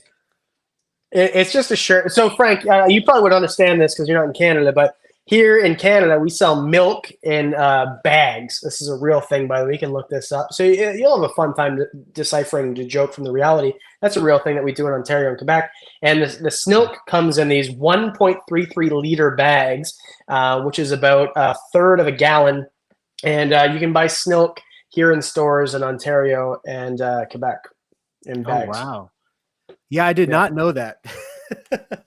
Now you know. So your list. What is on the list? Did we cover everything? Are there any topics? I'm nervous now. Now I'm nervous, like the stream's gonna cut out again. So I hope it doesn't do that to you, but no, it's okay. It's okay. So basically, I went through your reaction to I went through your video to the reaction video to my video, and then so I'll go through them and feel free to stop me. So basically, she talked about substrate. You said you kind of agree with Rebecca, and then you talked about how baking the substrate. Yeah. So then you talked about how your sailfin dragon got a brain-eating parasite, which, Frank, I can tell you for sure did not come from the grubs in your Home Depot substrate. I promise you, you did nothing wrong. It's fine to get substrate from Home Depot. I promise you, especially because you keep reptiles outside. I promise you, there's worse things than slugs in the places that you keep. You and I both keep reptiles. And then you talked about how maybe I'm really busy and I need to get a video out. So that video you said seemed rushed. The reason that it seemed rushed, so I'm asthmatic and I had bronchitis. Okay, those two things don't go together well. So I was just really sick and short of breath, and that's why it was like really cutty in and out. But to make the video, like the point of making the video is that people always say to me, oh, well, you make videos and I don't have all the money and you have sponsors and you have all this money, blah, blah, blah. And it's true. And I agree. I could never I wouldn't probably spend 10 grand on this enclosure behind me, but I did because, the sponsor sent it to me. So I wanted to go back to my roots where I was kind of a poor guy and didn't have sponsors and people weren't sending me stuff. And I wanted to make a video that's inclusive for everybody. So that's the reason that I made the video. It wasn't supposed to be like cheap or rushed, right? Yeah, let me comment there real quick. Also, just so you know, which I think you kind of understand, I was trying hard. Like I had to try hard to find things to like play devil's advocate with in the Rebecca review video. So when I said like, oh, it seemed rushed or something, that's one of the things that I picked out because, okay, so maybe it's on your left. If you look over your left shoulder, that's your left? Okay, then it's over your right shoulder. The enclosure that's light brown there, you see how it has like branches, that seem to like go all across the volume of the cage and stuff. So in my mind, I thought you did every single cage that way. I thought every single cage you tried to fill up the entire volume that you could with usable space. And that's kind of why I made that comment. I had to, like I said, I had to find things to nitpick at, to play devil's advocate with, because it wasn't a bad video. It just wasn't, you know what I mean? So I was just trying to bring things up for devil's advocate's sake, kind of, but I did notice you usually deck everything out, and that one didn't seem as decked out as I thought I've seen you do other ones in the past. So that's why I made that comment. But you answered it, yeah. Oh, sorry, your voice just went your voice just went out. I'm sorry. I'm so sorry. Here we go again. Snelk for Snelk. At least you can hear me now, though, when I say that. Sorry, guys. We'll be back. It seems like we have maybe a couple minutes per audio breakout. This is terrible. I'm sorry. But for all you guys sticking around and watching, thank you so much. And for you guys watching back as well. All right, Lord. Yeah, we got it. That's beautiful. Okay. So basically in that enclosure, you even said in that your response video, you understand most people can't afford cork and the whole, like as much as you need. So that enclosure there actually has more space between the top and the top branch. And the reason that was actually my next point. So we're kind of like expediting this. But the reason that I didn't fill up more of the enclosure, because you talked about, I think it's too tall unless you use branches to the ceiling. And the reason I didn't use branches to the ceiling is because leopard geckos are pretty sensitive to UVB. So it has UVB on the top and you don't want it to be too close. So that's why I didn't do that. Gotcha. But And then, oh, why did I write down you're from Arizona? There must have been a reason. Anyway, so then Rebecca said in the video, if you don't have money to spend on decorations, don't get a reptile. And you called it very charitable. I think that was ignorant and gatekeeping. So I think that that's a really stupid thing to say, because I think that there's nothing, and you agreed later in the video, there's really nothing wrong with doing sticks and bricks. I mean, like, what's the difference between a stick I find in my yard and something you find, you know what I mean? So I just think it's silly. Wait, I said, what did I say was charitable? Or that she said it in a charitable way? Yeah, so here's exactly how it went. She said, if you don't have money to spend on decorations, don't get a reptile. You cut it, and you said Rebecca's being very charitable here. And I mean, I get it. So here's what I was going to say to you at the beginning, Frank. So I like you. This is going great. What I was going to say to you at the very beginning is I'm surprised your pants aren't worn out from riding the fence so hard. So I felt like the entire video was kind of like, and I understand why you did it, right? It's okay. We're still friends. My fiance left the room. She's laughing so hard. So, right. So I don't mean that as any disrespect, but so let's go through the list here. So we talked about snails, right? So she was talking about snails and lungworm. So it would take her about, so she knows where I live. It would take about 3 seconds to like Google, right? So first of all, in the video, I said it was -10 Celsius. I don't know if it was in Fahrenheit, but like it's below negative, right? Where you are. So it's below freezing. So there's no chance that snails are living on these or in these branches, right? And there's never been a case of lungworm in my region. So that's never going to happen. And then kind of right about, so then she talked about leopard geckos tolerating each other. And you said she's kind of right about the tolerating.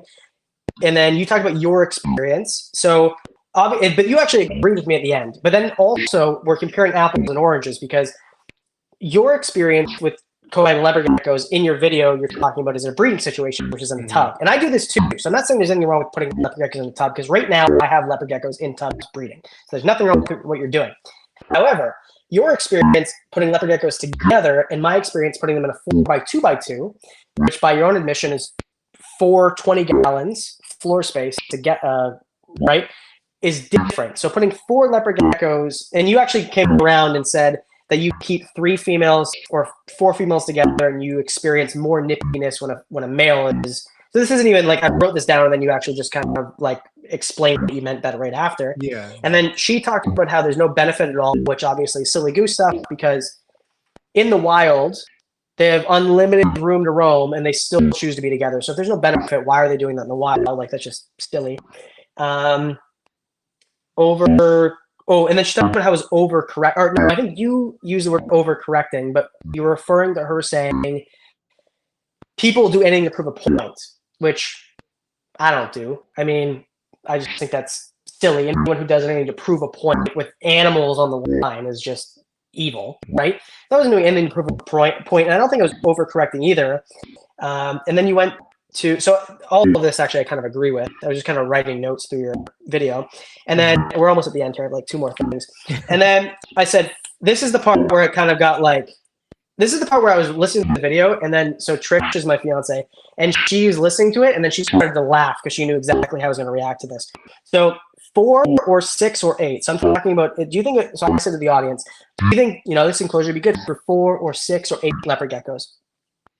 You said, proves Adam pushes boundaries. Just because I can, I will. Okay. So 4 would have been okay. 6 is extremely high inhabitants. Okay. This is the part where I had a problem, because no, and anyone who keeps, like you and I both do, 4 leopard geckos in a tub, 3 females and a male, or even 2 females and a male in a tub, which is 28 quarts or 42 quarts, depending on if you use Sterilite or Rubbermaid. To say then that keeping 6 leopard geckos in a 4x2x2, which is several times as big as that, not only in floor area but in height, is just ludicrous. I don't think that it's ridiculous to keep 6 or 8 in this enclosure, and I don't think it's me trying to push boundaries. My comment just was, hey, we keep 4 animals in a 28 quart 28 quart enclosure all the time, which is 2 feet by 1.5 feet, right?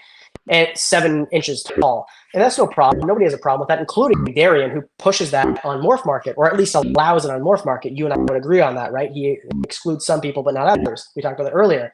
So why is this extremely high in habitats? I think this is just silly. And I think that you could put 8 in there, and I think that you could especially put 6 in there with the amount of sticks and bricks that I put in, which we're not even going to touch on because we all know how silly that was. And there's so many dedicated hides, and she even said in her own video, every animal should have multiple hides per animal. And in that enclosure, there's 11 dedicated hides, never mind under bulls, inside, straight behind logs, certain things like that. Yeah, so that was like the only thing that you actually said with your own mouth that I didn't like. Oh, no, sorry. But then you did talk about more to territorial, because you said that there are more territorial animals, which I think that I honestly think you just misspoke, or you're just like quoting her and you just came off the wrong way. Because I don't think that you, like, just to clarify, you know that leopard geckos aren't territorial animals. Yeah. So real quick, there's like a little sound bump. I think like you're coming through, but would you mind just kind of like leaving and coming back real quick? We'll see if that sound bump goes away. I'm sorry, but we will touch on that. Yes. Yeah. Sorry, Adam. Thank you. All right, guys. So he's going to reset that. And so we're going to talk about the territorial aspect of leopard geckos. And then we're going to talk about, oh yeah, I need to mention something to him about one of the things he said. So it's an alien.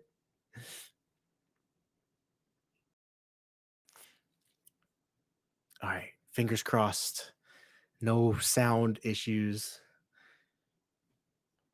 Yeah, Tara, thank you for being here. Appreciate it. Wow, someone's coming over this late. Okay. So reminding myself the territorialness and pushing the boundaries. I need to comment on that real quick too.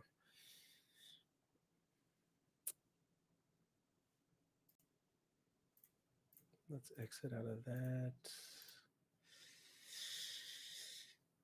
I guess we're gonna try StreamYard and see how that works. Yeah. I mean, I think people should be able to discuss their opinions for sure. 100%. I don't think we all need to agree, like, but we should be able to get along. You know what I mean? I think there's extreme cases of that, right? Like pure animal, like hurting animals on purpose and stuff like that, right? You know, like I think those are cases that would cause for some more severe separations. But I mean, the stuff that most people separate over in our hobby is very, very insignificant. It's just very childish, you know. All right. Yeah, we got it back. No sound. Yeah, I don't think there's a sound bump. So yeah, did you have anything you wanted to say before I comment on those two things real quick? No, I had like 2 more comments, but I feel like I gave you like so much. So go ahead. Okay. Yeah, let me address the first thing real quick about pushing the boundaries. What I meant, and maybe you'll change your opinion, maybe not. What I meant by pushing the boundaries is pushing the boundaries of what people are comfortable with. Because most people that watch a leopard gecko video, they're comfortable with only one gecko in one tank because that's what they see for the most part. They don't usually see people making a tank and then putting a bunch of leopard geckos in it. So when I said if it was 4 geckos, that's like people might have been like, oh, wow. But 6 geckos was pushing the boundary of what people are comfortable with, not what's right, but what people are comfortable with seeing. That's what I meant, you know? Yeah, okay, that's fair enough. And like, here's the thing too, is I think that when you make a video, you should have a chance to explain is why I didn't agree with what you said. I didn't really like what you said. But now that you've explained it, it makes way more sense. Yeah. And that's why I didn't make a comment on the video in the first place. And the second thing was territorial. Now let's hang on this real quick, because I think in Liam's video, he did, and in your follow-up video, I think you did cover how A harem. A harem is a group of geckos that accept being around each other. So to a certain degree, some leopard geckos are not allowed in that harem, which is why in captivity, this is why people are so against cohabbing, is we have seen some pretty gnarly leopard gecko injuries. I had a lady, and I can't prove this other than the pictures that she showed me. I had a lady that had 2 leopard geckos, one male and one female, in a 55-gallon tank. One day she messages me and sends me photos to suggest that this evidence is true. The male ripped the female's arm off while they were living together in this 55-gallon tank. And then we also see numerous other leopard geckos that have injuries against each other. And so I think that's where the territorialism thing comes from in people's minds, is in the wild, if a leopard gecko was not allowed to be in a harem or in a group, it would be able to run away and go to another harem or group. So that's why we view them as territorial, because what else would you call that? Like, that is territorialism to a certain degree, or is that a different word that we should use? You know what I mean? Oh my gosh, I'm so sorry. The voice. I'm so sorry. Sorry. Your voice. I'm sorry, Adam. Big sad face. Can you come back and then I won't say anything and you'll just go into your spiel. Oh my gosh, Adam, you're great for putting up with this, man. This is StreamYard, guys. If this isn't an advertisement for StreamYard, I don't know what is. I think it's the time, so we'll probably wrap it up soon or something like that. Yeah, there we go. Gotcha. Yeah. Okay, I'm not going to say anything. Okay. All right. So basically, a harem. So I think you said they accept each other. So I think they need each other, right? There's a reason that they are choosing to be in groups like that, right? There's many reasons, and I don't know if you watched Liam's video, but I think he explained it much better than I could because he's much smarter. I did watch it, yeah. Yeah. So, and the thing is too, like this whole idea of, oh, well, they could just escape. It's infinite space. They're prey animals, little tiny prey animals. True. Where every predator around could choose to eat them. So the reason that they stay together is, many reasons, but to stay away from those predator animals. So they're not just going to like flee away from each other. When they do hunt, I've done more research since I've done any of these videos or podcasts, they stay very close to this harem, right? So it's a group, and I don't think that you need a male, and you agreed with this too, right? That you don't really need a male to make it a harem, so let's call it a group. But I don't think that, and in these groups, there's always chambers, right? There's always these chambers, whether it's in brick walls or whether it's in the actual earth, right? Natural terra firma. So in my enclosure, every sort of crevice or pathway or hallway has an exit on both sides. In these in nature, they don't. They always exit it, whether it's a latrine or a nesting site or whatever.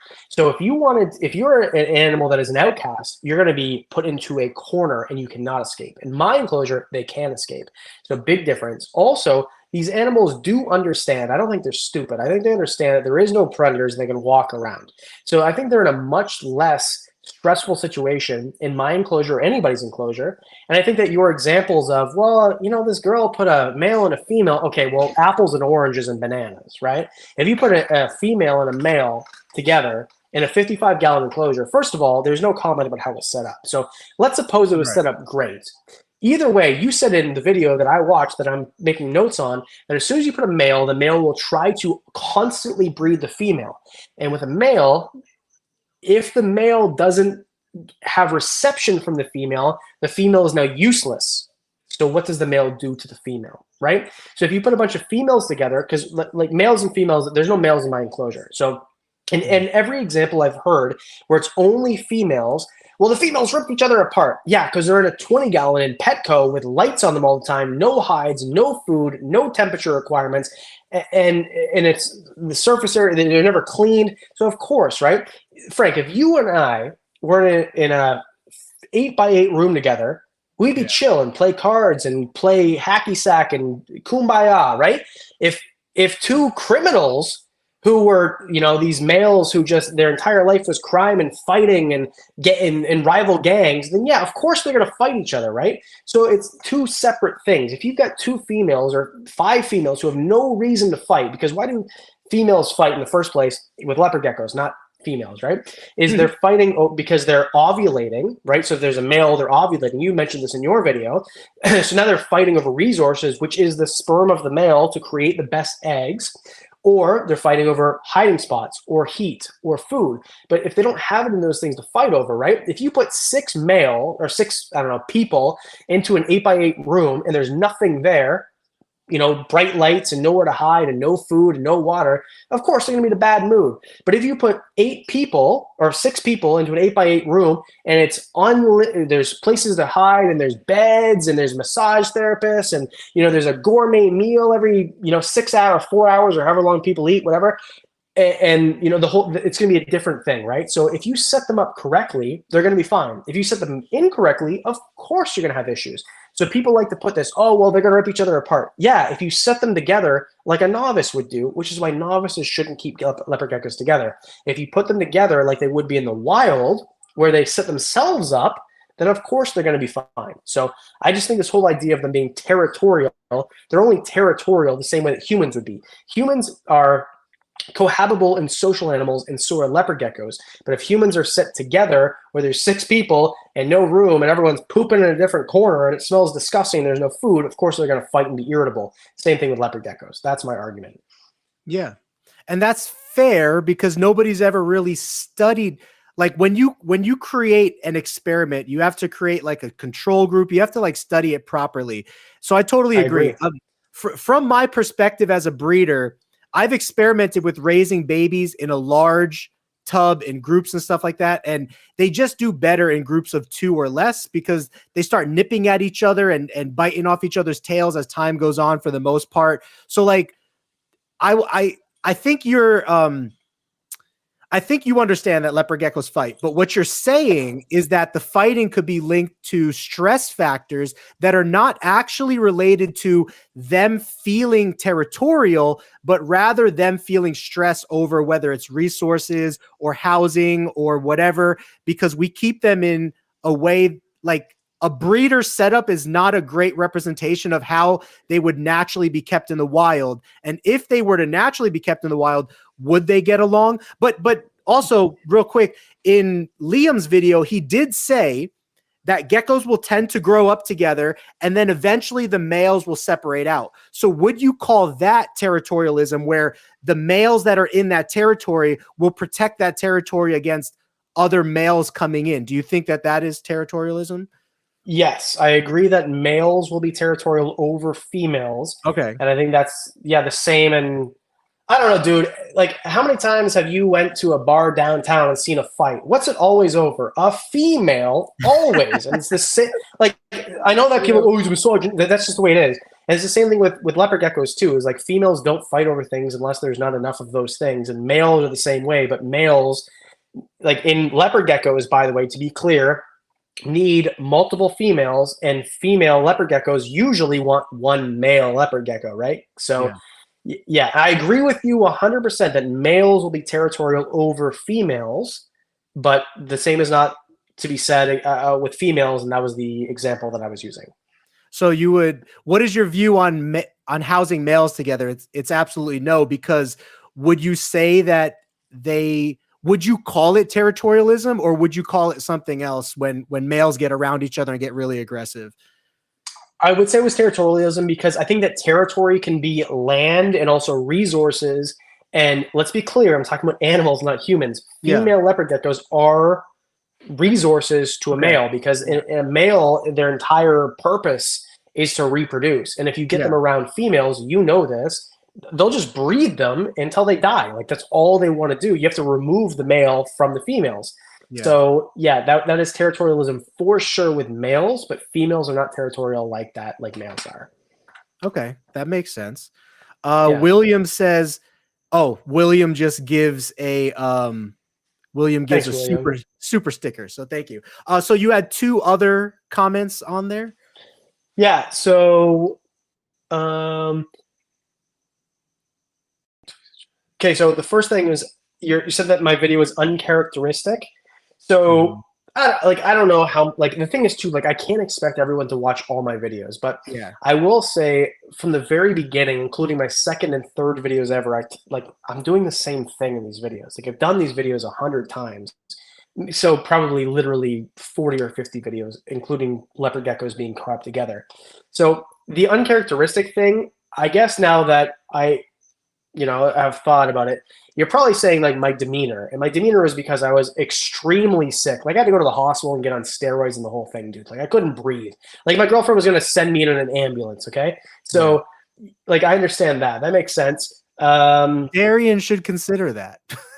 Like if he called you, he would have known that you were like dying.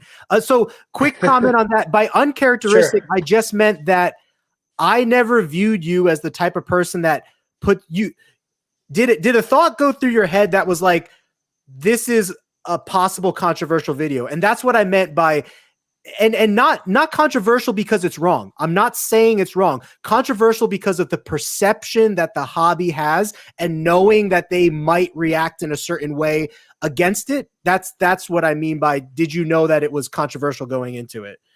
Like, I knew it was a little bit controversial, but like when I say a little bit, I mean a little bit, because remember, Frank, like I've done 40 or 50 videos. Okay. Like about cohabbing. So I thought it was going to be like a little bit like, these people who say, bearded dragons, if you put them on a naturalistic loose substrate, they're like, like those people. Mm-hmm. So I thought it was going to be like that. I didn't think it was going to be this. I never thought bro, this is 6 weeks later and you and I are talking about this in real time. Like I never thought this was going to be a thing. So I knew it would be controversial for like a dozen people, but for it to be this, I never thought in a million years. I would have put my house up, So yeah, it was just one of those things where one person got a hold of it, and in retrospect, I mean, and I will say this because the people have said to me before, well, why didn't you run this by Morph Market? I asked the employee who I dealt with, do you guys want to see a draft first? Because I don't know how much you do in terms of sponsorship, but every single sponsor except for Morph Market and Dubia wants to see the video first. Mm-hmm. There's actually one other company who I'm very good friends with, and they do great. And I did a video with them recently who doesn't want to see it first. So I asked them, like, do you want to see it first? Do you have a certain script? No. Natural, we want to see your actual views, blah, blah, blah. And I thought that was great. I thought it was like super chill.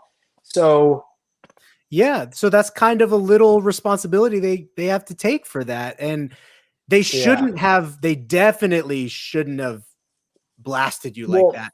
The comment sorry, go ahead. I was just going to say the comment that I saw, which says, I don't know if you saw this comment. It's the only thing I saw because this is what Rebecca posted, that we have to vet our creators more carefully. That's almost like saying negativity towards you. And I'm like, that's really not, that shouldn't have been, you know what I mean? Yeah, that was not, I didn't see that exact language, but if that language was used, that's kind of a douchebag way to say it, because that is painting the other creator in a positive light. But what I will say is the language that I saw was, Darion said, I will personally review every sponsored video first, which seemed, the way he said it was like, I'm going above and beyond. Like everybody does that except for you, right? Everybody did it except for you. And I know that he reached out to other content creators because a content creator who I'm very close friends with called me and said, hey, so how was your week? And this guy was like traveling, he didn't see the whole thing. The only reason he knew about it is because Darion called it. But we'll not say who it is, but I think everyone knows who it is. And he's like, yeah, now all of a sudden I have to like get him to approve my videos. I'm like, yeah, but everybody else wants you to. He's like, yeah, I know. It was just kind of cool that he didn't want. So they were just doing less than everybody else. Now they're doing the same as everybody else. So, and then I'm trying to read my last point, but I could have been a doctor, dude. Like the way I write, only half used, less than half used. The twigs don't count as surface volume. Okay. Frank, the last thing I disagree with you on. So, so the idea that the twigs don't count as surface volume, not true. I mean, because you said like doing shelves, and I agree with you. And then you went on later, like I didn't write a note about this, I remember it. You went on later to say, you know, if money and time weren't a concern, and I agree with you, then yeah, of course, you do surface level, like shelves, complete shelves. But in nature, when you see geckos like this, like leopard geckos, the only in the wild video I've seen that is about African fat tails, which we can agree have very similar characteristics and behaviors. They prefer to use sticks and logs and things like that to climb. So I put sticks to climb, and a stick and a shelf have no difference whatsoever except for the surface area. But if one gecko, which we're talking about being territorial and solitary, is going to climb up, why would they need any more area for another gecko to be beside them in the first place? And even if they're not, even if they're super social, then you just go down below where there's unlimited surface area to be with other geckos. So it definitely does count as surface area, right? And all these sticks and whatever. And what I should have done, this is on me, I should have sent you an actual photo, because in the video, and I use an editor, by the way, and my editor is great. Matt is fantastic, but the actual finished product was never shown in that video. It was shown in the second video, which you did not review, so this is not your fault. So there was more sticks and bricks, and bricks in that second video that were shown. So there was way more surface area than was shown in that video in the first place. So that's nobody's fault. But even in that video, there was tons of area. And the reason I didn't go higher was because I didn't want them to be too close to UVB. And I think that Rebecca and Jessica and whoever else who criticized me, not saying that Jessica did, but she just keeps coming up, would agree that you don't want them to be too close to UVB. So I think that sticks do count as surface area because it's all they need, because a leopard gecko is like this thick, right? Like that's how thick they are, and the branches are this thick. So it works, right? And if you try to climb a stairway up like a gorge, or I don't know, like you're from Arizona, so it's like flat basically, right? I think you have mountains. I don't know how where you are exactly, but here we have like a big escarpment, right? And there's like a lot of these like really tiny stairwells, and you climb up them, and it's no big deal. And with leopard geckos, which has 4 appendages to climb, and they have claws, it's no big deal for them. They climb vertical rocks, slates and rocks and bricks and things like that. So I think the idea that this isn't usable area just isn't true. And I think that the reason that I just kind of posted it at the very end or commented at the very end, because I think it was in the middle of your video, is because I think that if I explain this better, so it's on me, then everyone would have agreed, or at least most people who are reasonable would have agreed, because if you have all these sticks, then it is surface area because they can climb them. If they can climb them, then they're surface area, right? Yeah. And to tie back to what I said earlier, I had to be nitpicky at this video because there wasn't anything wrong with it. So I had to find things to play devil's advocate on. And yeah, when you put it that way, there is no difference between a shelf or a stick other than the width of the surface, and the geckos will use them both. And I messaged you this afterwards. I said, for cage designers, it would actually be a good idea for them to have like insertable shelves or shelves that come out or put in. The benefit of the shelf in what I was thinking was not necessarily that the gecko can just get on top of it, but if you put not you, but anybody who was to set this up with the shelf, they could put additional hides on the volume of the shelves, and that would be more use for the gecko than a stick. Because if the gecko climbs the stick, it's still exposed, right? It's a prey animal, so its prey instincts think, oh, I'm still exposed to the elements. But if there was a shelf that the gecko could climb up to, and then there's covers on that shelf, which this is irrelevant to your video, because like I said at the end of my review, I was like, Adam could do what he wanted. Like he doesn't have to do these things. I'm just trying to add whatever colorful commentary I can to this video because it's a hot topic right now, So number one, I totally give you credit for branches being usable space, 100%. The only thing I was saying about the shelves was if we were to fully put those shelves to use, like anybody, not just you or me, we would have to put hides on there and dirt and substrate for it to really make a difference, which kind of ties into what you were saying a second ago about there's no difference between a shelf or a stick if the animal's still exposed. So that's kind of the way that I was thinking of it when I mentioned shelves and usable cover and space. You know what I mean? And I agree. And I think there actually is a company. So I've never had a Toad Ranch enclosure, and I've never talked to them. I don't know who runs it. I don't know, but I do follow creators who use Toad Ranch, and I know they make shelves in their enclosure that you can buy extra. And also, I don't know who Garrett at Reach Out Reptiles. I know you're a gecko guy, but he does like super. I know him. Retakes. Yeah.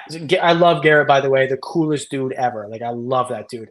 He has PVC shelving in his enclosures to basically double or at least 50% of the floor space for his retakes. So there are companies who do it. It's just they're like, until this creator who I follow, it's Curly Haired Keeper, which is another retake keeper, by the way, who uses Toad Ranch. I didn't know anything about it. So there are companies, but very few of them. And I think that if the thing is too, like, have you ever had a Dubia enclosure? No. Okay, so a Dubia enclosure, I don't know how much experience you have with PVC enclosures, but like in terms of PVC enclosures, there's like echelons, right? I know you like to use that word. And Dubia is here.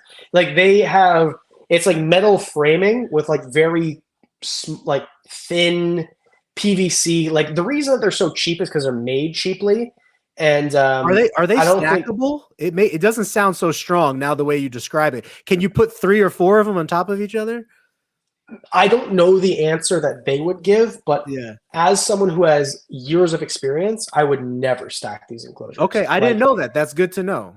Yeah, because and the thing is too, like they have so I'll be fair, they have a purpose. If you want, this is what I said about Zen before Dubia ever contacted me. So just so Dubia doesn't think I'm attacking them, but I think that Zen and Dubia are left hand, right hand. They're the same freaking thing, except for one look. Dubia looks nicer because they're black. But I think they're the same thing. If you want to get from point A to point B, you buy a 99 Toyota Corolla because it's $3,000 and it's never going to need to go in the shop and it's always going to work, but you're never going to impress anybody. If you want the best of the best and you want something that is going to impress your friends and make you feel good every time you look at it, you buy a Ferrari, which is cages or custom reptile habitats or something like that. You don't buy Dubia or Zen for that purpose. And by the way, Zen, I've said this about them. So if Dubia says, "Oh, I'm attacked," blah, blah, blah, I've said the same thing to Zen in a video publicly and to them, to their face, voice chat, actually to their face. I saw one of them at AnimalCon said this exact same thing.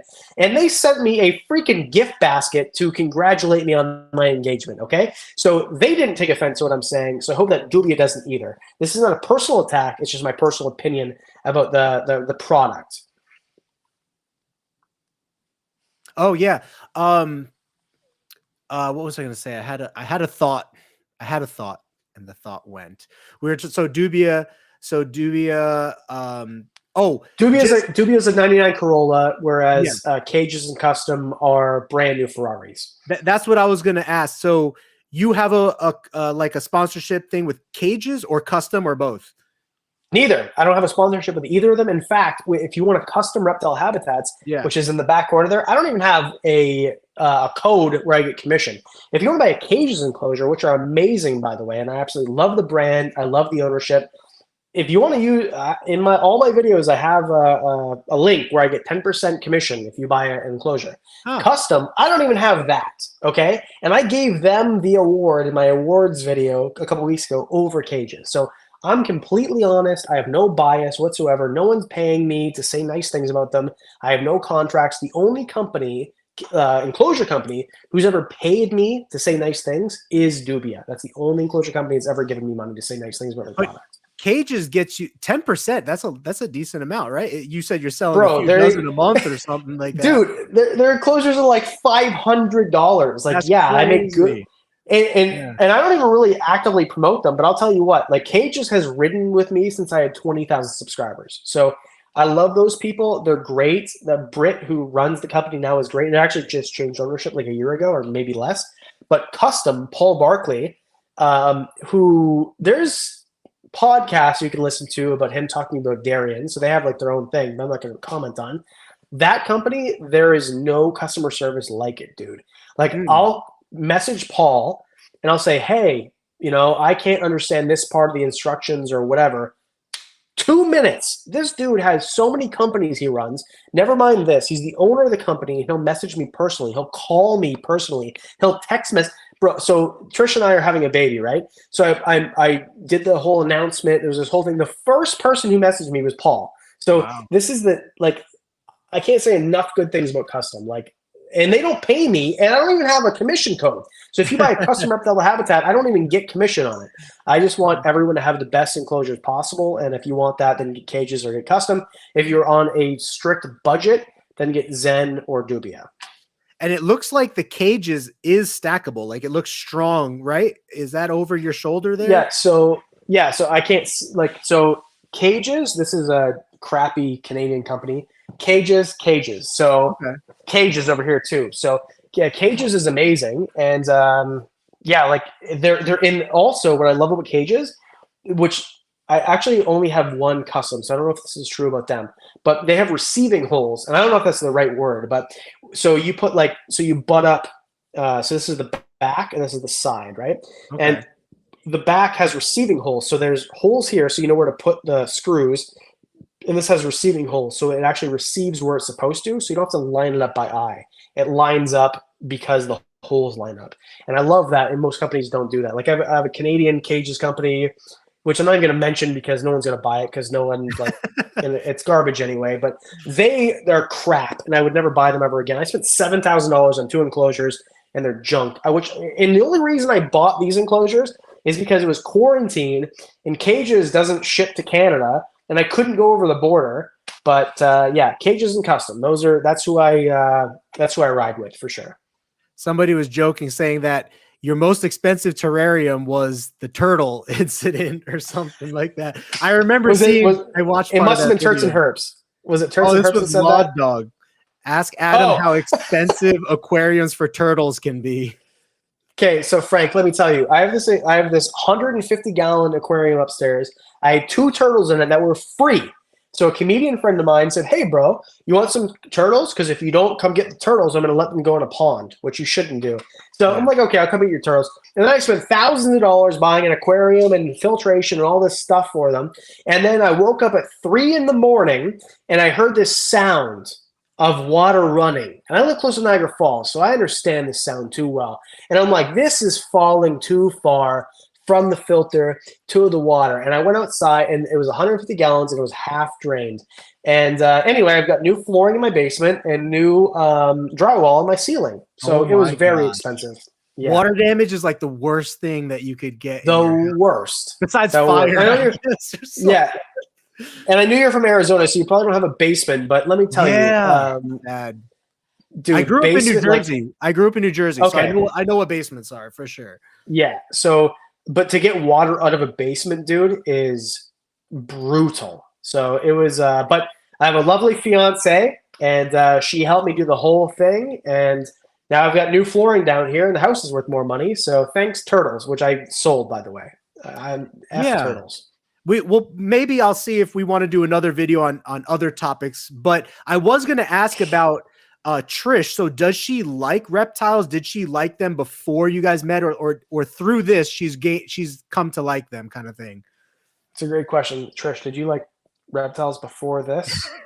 She did like reptiles before this. So yeah, she's been very supportive. And when I met her, she had like a leopard gecko and a crested gecko and a frog and a snake. Wow. Okay. And yeah, so like she liked reptiles, and she saw me at a reptile expo before I knew who she was and stuff. So yeah, we met. The only reason that we know each other is because she watched the channel. So yeah, she liked reptiles before this. Oh, that's cool. So she got to marry her favorite content creator. Yeah. So yeah, exactly. So yeah, she fangirled hard, and then now we get to produce children together. So it's great. Thank you, Brooke. Brooke's taking off, so I'm just saying. Thank you. Want to say bye to Adam? She's going to say bye to you. I'm too tall for your camera angle. So 10 seconds and you'll see her. But yeah, so we'll 10 seconds. Dude, just so you know, I think I'm going to get StreamYard after this because I'm using this other company. And by the way, I'm paying. I paid $400 a year for this particular platform. So, Frank, I'll tell you, I've done. I need to count, but I know it's over 110 podcasts. Wow. And in terms of like hosts, you're great. You're like the top 10. But in terms of technology, you're the dead last. You're the worst. I've never had to sign in this many times. So yeah, just go to StreamYard, dude. It's free. You know, you're talking about Streamlabs. I know you don't want to say it. It's crap. And yeah, just go to StreamYard next time. It's great. I'll happily come back on this podcast. You're a great host. I got like this has been great. But yeah, well, that's awesome. Just use the free stuff. Yeah, I have so many sticky notes of like he's gotten like a row of sticky notes. Just about like you getting started. By the way, I wanted to mention your other channel, which I just subscribed to because I think it's pretty cool. Your Informal History channel. So you want to talk about that real quick? Yeah, thanks for even bringing it up. So I love reptiles a lot, and I love history also. So every time in high school that I got a chance, I don't know if everyone could tell I didn't go to college or university.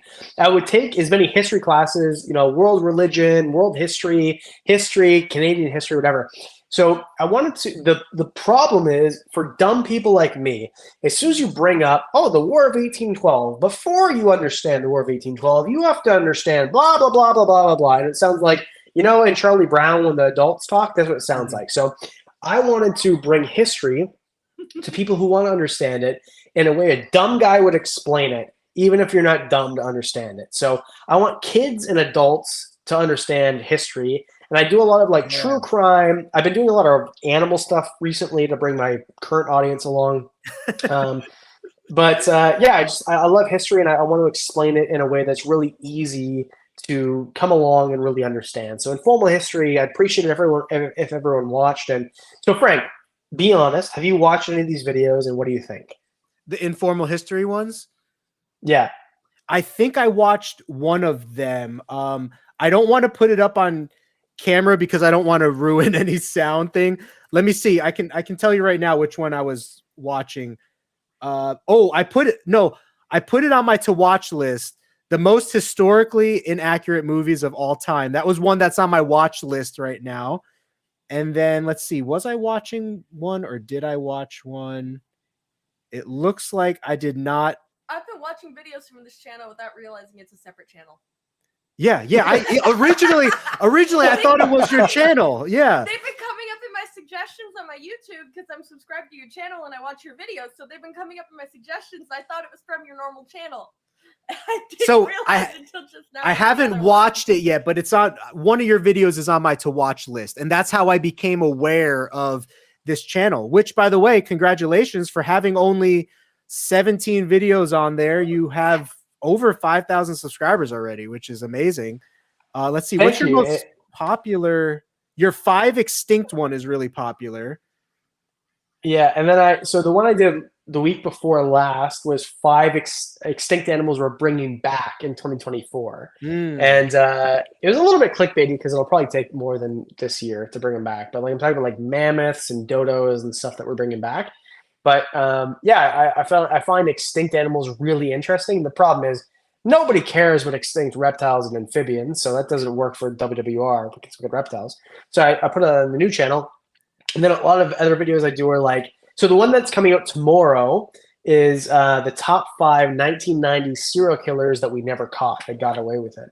So I think it's like really fun. So it's a lot of like true crime and stuff like that. And then I do videos about like the radium girls. So this is really, I'll wrap this with like 30 seconds. So back in like the early 1900s for the World War II, there was a bunch of women who worked at this radium factory. Radium is a radioactive substance that glows in the dark. So it's actually World War I. And they would paint watch faces, which is like pocket watches or clock faces or instruments for aircraft, or not aircraft, but like tanks and stuff like that, right? For the war effort. And what they would do is they'd take this radioactive substance and they'd paint on these clock faces. But in order to do it efficiently, they had to create points in the paintbrushes. And when they would do that, is they would lick the paintbrushes or suck on the paintbrushes. So then they would get radium in their faces. And then what would happen is it would go into their bones and their skin and they would glow in the dark basically. And then they realized like 3-4 years later that radioactive substances like Madame Curie realized after make your bones glow in the dark, but also give you horrible cancer and tumors and make your jaw fall off. So Wow. that was a really cool video I did that most people didn't know about. And yeah, so I like explaining these things in a way that you don't have to understand like a lot of science or back history.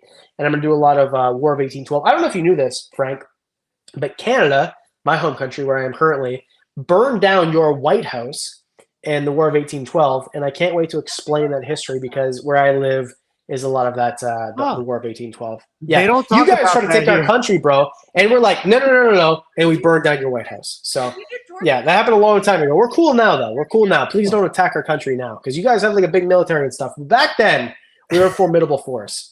One of Don't my worry, I feel like us gecko people don't have any control over the military anyway. I hope army of not. geckos with little Little helmets. geckos will put tiny little armor and vests. Like, on do you them. know what Starship Troopers is? Have you watched Starship Troopers? The original why- insect. I understand the reference. Yes. Okay.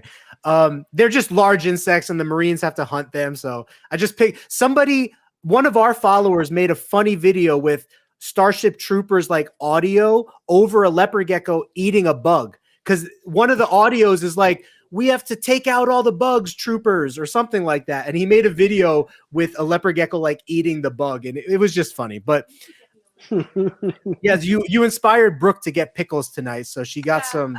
But do you eat fried pickles though, or just raw? All of the above. All of the above. Okay. Okay. Yeah. So I like fried pickles, but also, sorry, Trish is giving me the signal she wants a pickle. Yeah, I also like raw pickles. Also, this is a 2-liter jar, which is half a gallon of pickles. Okay. See, I get the pickles at the Do you want, farmer's market on Saturdays? I'm probably gonna get another jar tomorrow. I get the spicy pickles. Do you want Trish to come on for the last couple minutes of rapid fire? How well do you know Adam questions? I had some questions here that I was going to be like, NHL or NFL, but I could ask them to her and I could see how well she knows what you would pick. I like this. Trish, come pull up a seat. I I don't care. You have to come. You're here now. Here's your chips. We're getting married and making a child. So What is spears or chips? What I don't know what. Like for fried pickles, do you like the spears or the chips? I don't know what that is. Yeah. So spears or chips, what she's saying is like, so a spear is like a long pickle. So like you cut it lengthwise. Oh.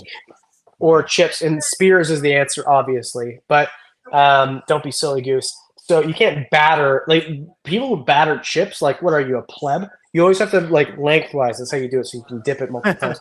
Anyway, Frank, I'm so Trish. So Trish, Frank good wants to I know meet you can't you can't this is Frank. I know you can't see him, but here. And Brooke, you can't see anything here. So Frank wants to do rapid fire. I'll say to you because you can't hear him, and I'll. This is okay. Technology is great, but if I give her one of the earbuds, would that work? Sure, I can give her one of the earbuds. Here you go. Take that one. I don't know if you can then hear me. Oh, now I can't hear anything. Can you hear? Testing 1, 2, 3. Oh, I can hear you now. I can. Testing. Okay, cool. Can you hear me? Okay, cool. Yes, yeah, could hear you. So let me see here. So yeah, finish your thought. Let me find these questions that I was going to ask, and then I'm going to ask them to Trish, and then we could go to Adam for confirmation. Yes. I'm a little nervous. So Frank is going to ask questions, like about but he explained this before you came over here, like NFL or NHL, and then you have to answer. Yeah. What? And then see if you know what I would answer. Oh, like It's like a wedding game, except for we're not getting married. We're on Should we Geeky hold the Gecko shoes? Creations podcast. Should we hold the shoes up? Yeah, Yeah, I don't know. look at the shoes. I did the shoes Yeah. at my wedding in October. Yeah, Brooke actually still did wearing mine. the shoe game at her wedding, which I'm going to I'm put not a wearing my Brooke's wedding Crocs, video but- on. Okay, We've cool. been waiting 6 months for this promised wedding video. It's coming. Don't worry. Okay, wait. I'm trying to think. So how am I going to ask this here then? So like, for example, let's say my first question was, what does Adam like more, or NFL or NHL? So how does that play into the shoes? There's Or do you no want to shoes. Yeah, Frank. no. Oh, okay, so NFL. Yeah. NFL? Yeah, he's Okay. He's a football Okay. junkie. That's All right. correct. That surprised me. Trish. Okay, so point for Trish here. Adam has no chance to get points because there's going to be no opposite questions. But She literally points if she gets it Oh, okay. Trish loses points if she gets it wrong. Oh no! Okay. Oh no! Okay. Are you gonna keep track? Are we gonna keep Yeah, track? Brooke's gonna keep track, but she has to get her greasy pickles off my computer first because God. I'm very icky when it comes to oil and technology. Are you trying to put the pickles on the floor? That's why my technology is failing because your pickles are here. Okay. Hold on. Okay, so point for Trish. Is he more of a book person or like a TV movie person?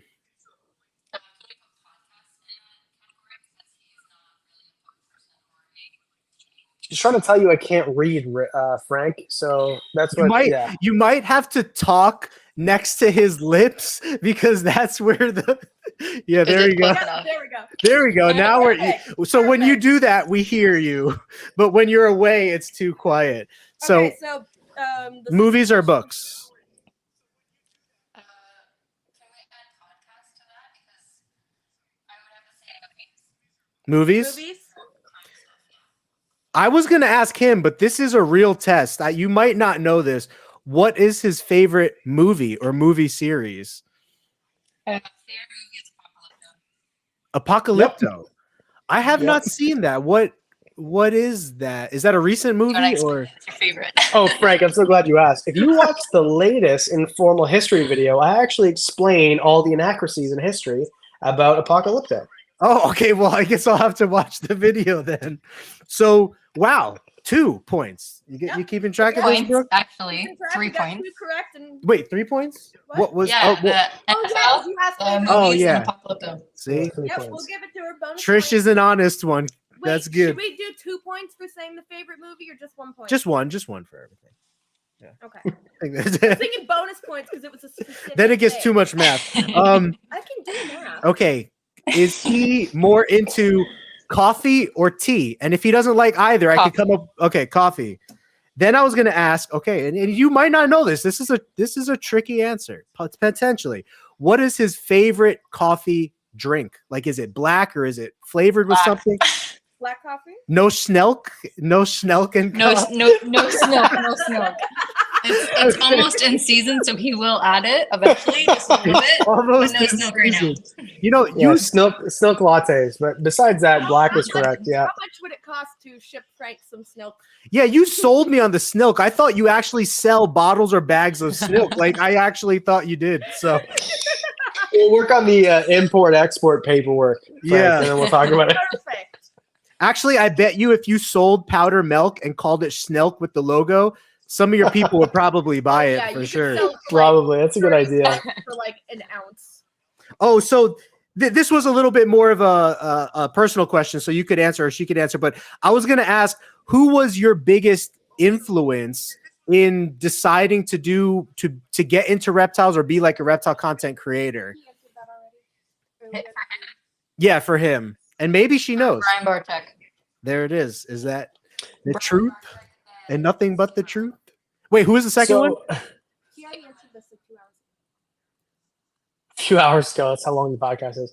So It's my influence to start a channel for sure was Brian. Okay. But my influence to get into reptiles was Steve Irwin for sure. Oh, that's a good one. I forgot about that because yeah. Okay. Brian. Yeah. That's right. You have the big three. Steve, Brian, and who was the third one? Trish can get a point. Who's the third big influencer On the tattoo. on the tattoo on Adam? Is it a face or is it a name? Do you have 3? No, he's trying to trick you. I don't know. Oh, I third. Sorry, I thought you had a third one. Wait, what if you put the third one? what if you put your own face like on your head, like tattoo your Like, face on your tattoo head? face on the back of your head. Ooh, tattoo your Yeah, face on the back of your head. I have eyes on the back of my head. Yeah. Okay, cool. What is Adam's favorite color?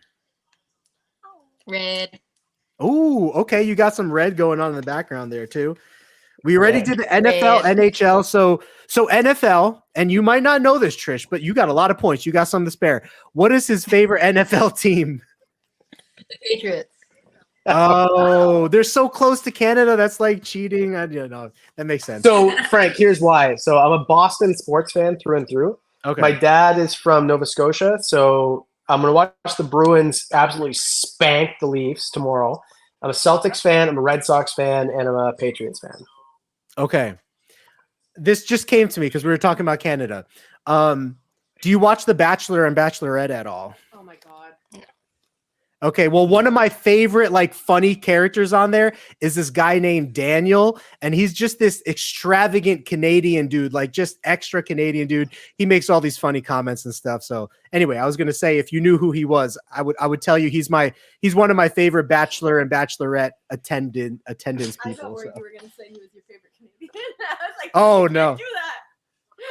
Adam's got to be my favorite Canadian. I don't know many Canadians, you know. I mean, Dang. the ones that you Kurtz and introduced. Herb said you lost their respect for liking the Red Sox. Oh, well, Turks and Herps is like 11 years old. So, I mean, she doesn't even watch the Red Sox championship. She doesn't understand what's going on.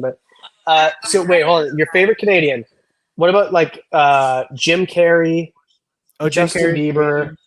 Justin Mealworms. Bieber's Uh, Canadian. Sure, Ryan Reynolds I guess, and yeah. Yeah. Who else? I do watch Ooh. Mutation Create. I do like Billy from Mutation. Billy. Create. I love Billy. Billy's great. Actually, you guys have a bunch of content creators now that are really blowing up as well. So cool to see for sure. Reptiliatus. Oh, he's Yeah. Canadian. Yep. Yeah. Like Dude, he's, he lives like an hour from me. I love that dude. oh, okay, Stuff. okay. Mhm. I was gonna make a joke. I can't think of it now. I was gonna be like, what about who's the frozen tundra like boogeyman type character that people talk about that like lives in the ice or something? It's like a human ape-ish kind of thing. Dave Maybe a Kaufman. He Yeti. lives in Minnesota. Dave Kaufman. Okay, No, I was gonna we're be not like gonna Yeti. I was went gonna there first, yeah, I was but gonna throw the Yeti into my abominable snowman. the abominable snowman. Let's see. Oh, are you does Adam like? Do you like to play video games at all? He's not a big video game guy.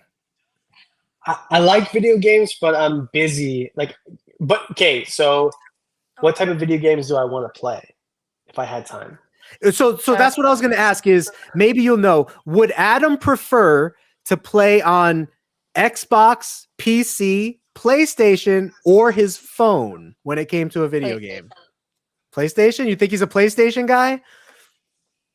Yeah, does she get? I have a PS5 that I've turned on like 6 times since I bought it 3 years ago. But Yeah. you got it. Okay, She so gets the point. man, she is not missing has not any. missed one. She is the one for sure. Hey. I actually, do you have any fun questions? That was the end of my fun questions there. Which species type does he like more? Oh, that was one. Yeah, Snakes that or I was. lizards? Oh, what does he like more, snakes or lizards? Or is that a trick question because he doesn't like one? Nope, has to pick one. Has to pick one. Snakes or lizards. What did she say? I like lizards more. Who are you? We're snakes and Who I've ever are seen. you? Ooh, I Guess stumped her. Yeah. And diamond. See, I was thinking about Frank. So I have more snakes because you can fit more snakes and like. So I love them both. I would say it's like 51% lizards, 49. So it's pretty close. Okay.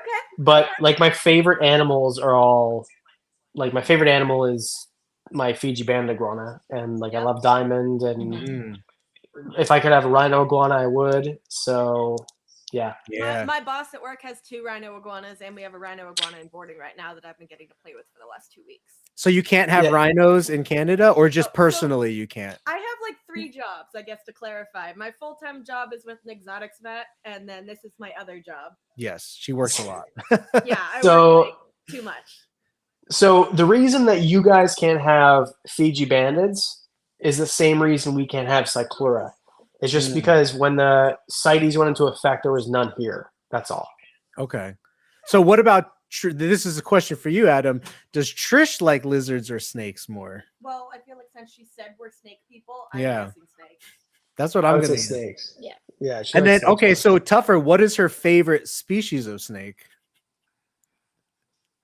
Uh, I don't know why, but she seems like a retic person to me. Brooke says no, retic. she's not a retic person. She's not a No? retic person. No? No, I think she likes the carpets the most. Oh, okay.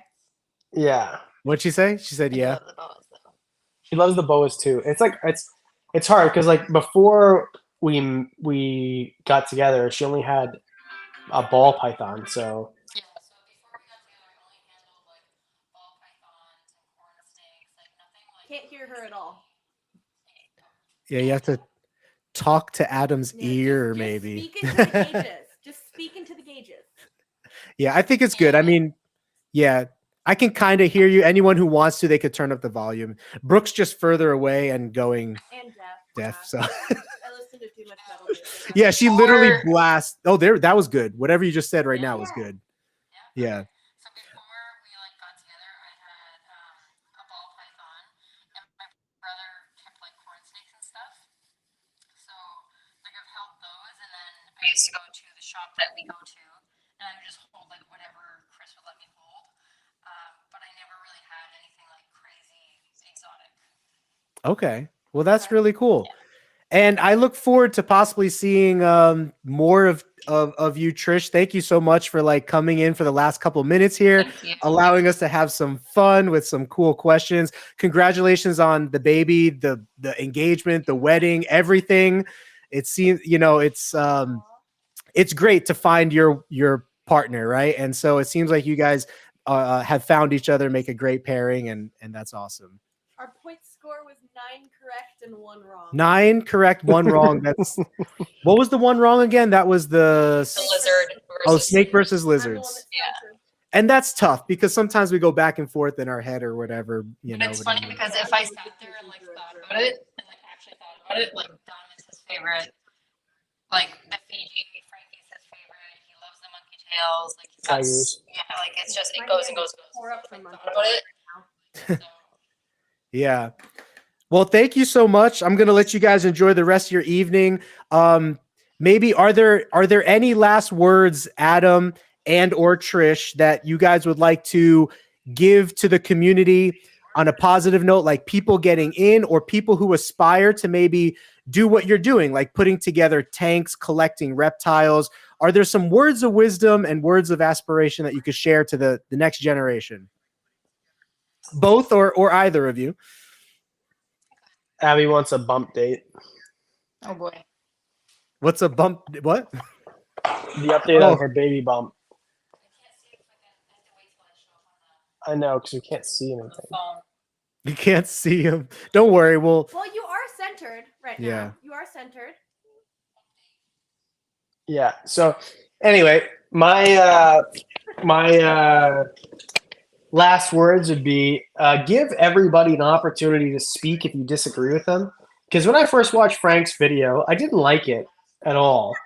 But like for real. But I thought, okay, but you reached out to me immediately and asked me to be on your show. And I'm like, okay, we'll talk about it, whatever. And I watched it again. And then I think that watch things, don't be emotional about them, be logical, speak to people logically rather than emotionally, and then give them an opportunity to explain themselves first and just have an open mind. And we have a small community and there's enough people trying to attack us from outside the community that we shouldn't be fighting with each other. So people who you might think that you don't agree with, you probably will. Just give them an opportunity and speak to them and get everybody an opportunity and be nice to everybody. That's my take on everything. This guy's That's pretty great. wise. That's great. And any words, Trish, words of wisdom for the hobby or anything like that? Nothing that we haven't already kind of talked about. Like we've talked about really doing your research. Don't just agree with one person saying one thing. Like do more research about whatever topic you're going on. One last question. Is that a Doomerals boa behind you that's been trying to, they're Yeah, so one of the active. snakes, bottom Retech. left, has been glass surfing the entire Oh, which one? Yeah, that one right there. That The one? Adam, you were just looking at it. Yeah, Trish is pointing at it now. Bottom in the This bottom. is this Yep. is a berm. Oh, Oh, that's a so bird.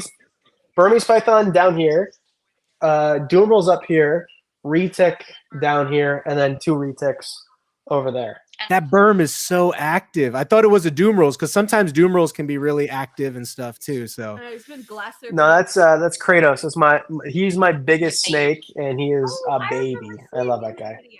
oh, cool. Yeah. Well, so good to have you guys both on. It's Friday night. It's what, 1 o'clock in the morning there now or Oh my something, God, it is? or 12. It's 12. 10 to midnight. Yeah.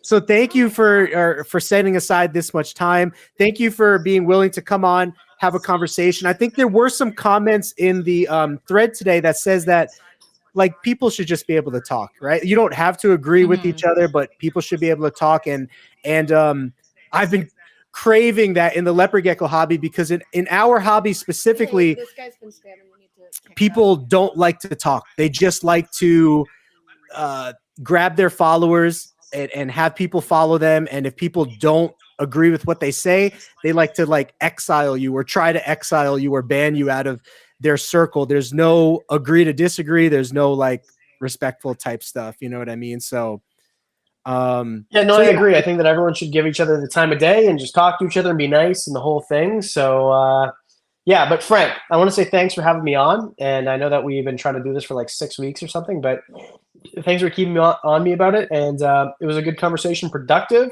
And I hope that the rest of the community that watched it now and is going to watch it enjoys what all of us said.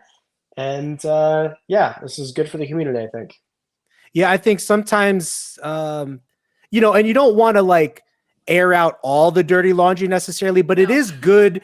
It is good to be able to show that people of different perspectives can come on and like talk things out. And I think sometimes people they make bashing videos and they don't talk things out. And not enough people like give the benefit of the doubt to people in our hobby, especially the content creators, which have a lot of heat on them. Like you got all eyes are on you as content creators, you know what I mean? And it's tough to please everybody, but maybe next time too. So I'm going to get StreamYard.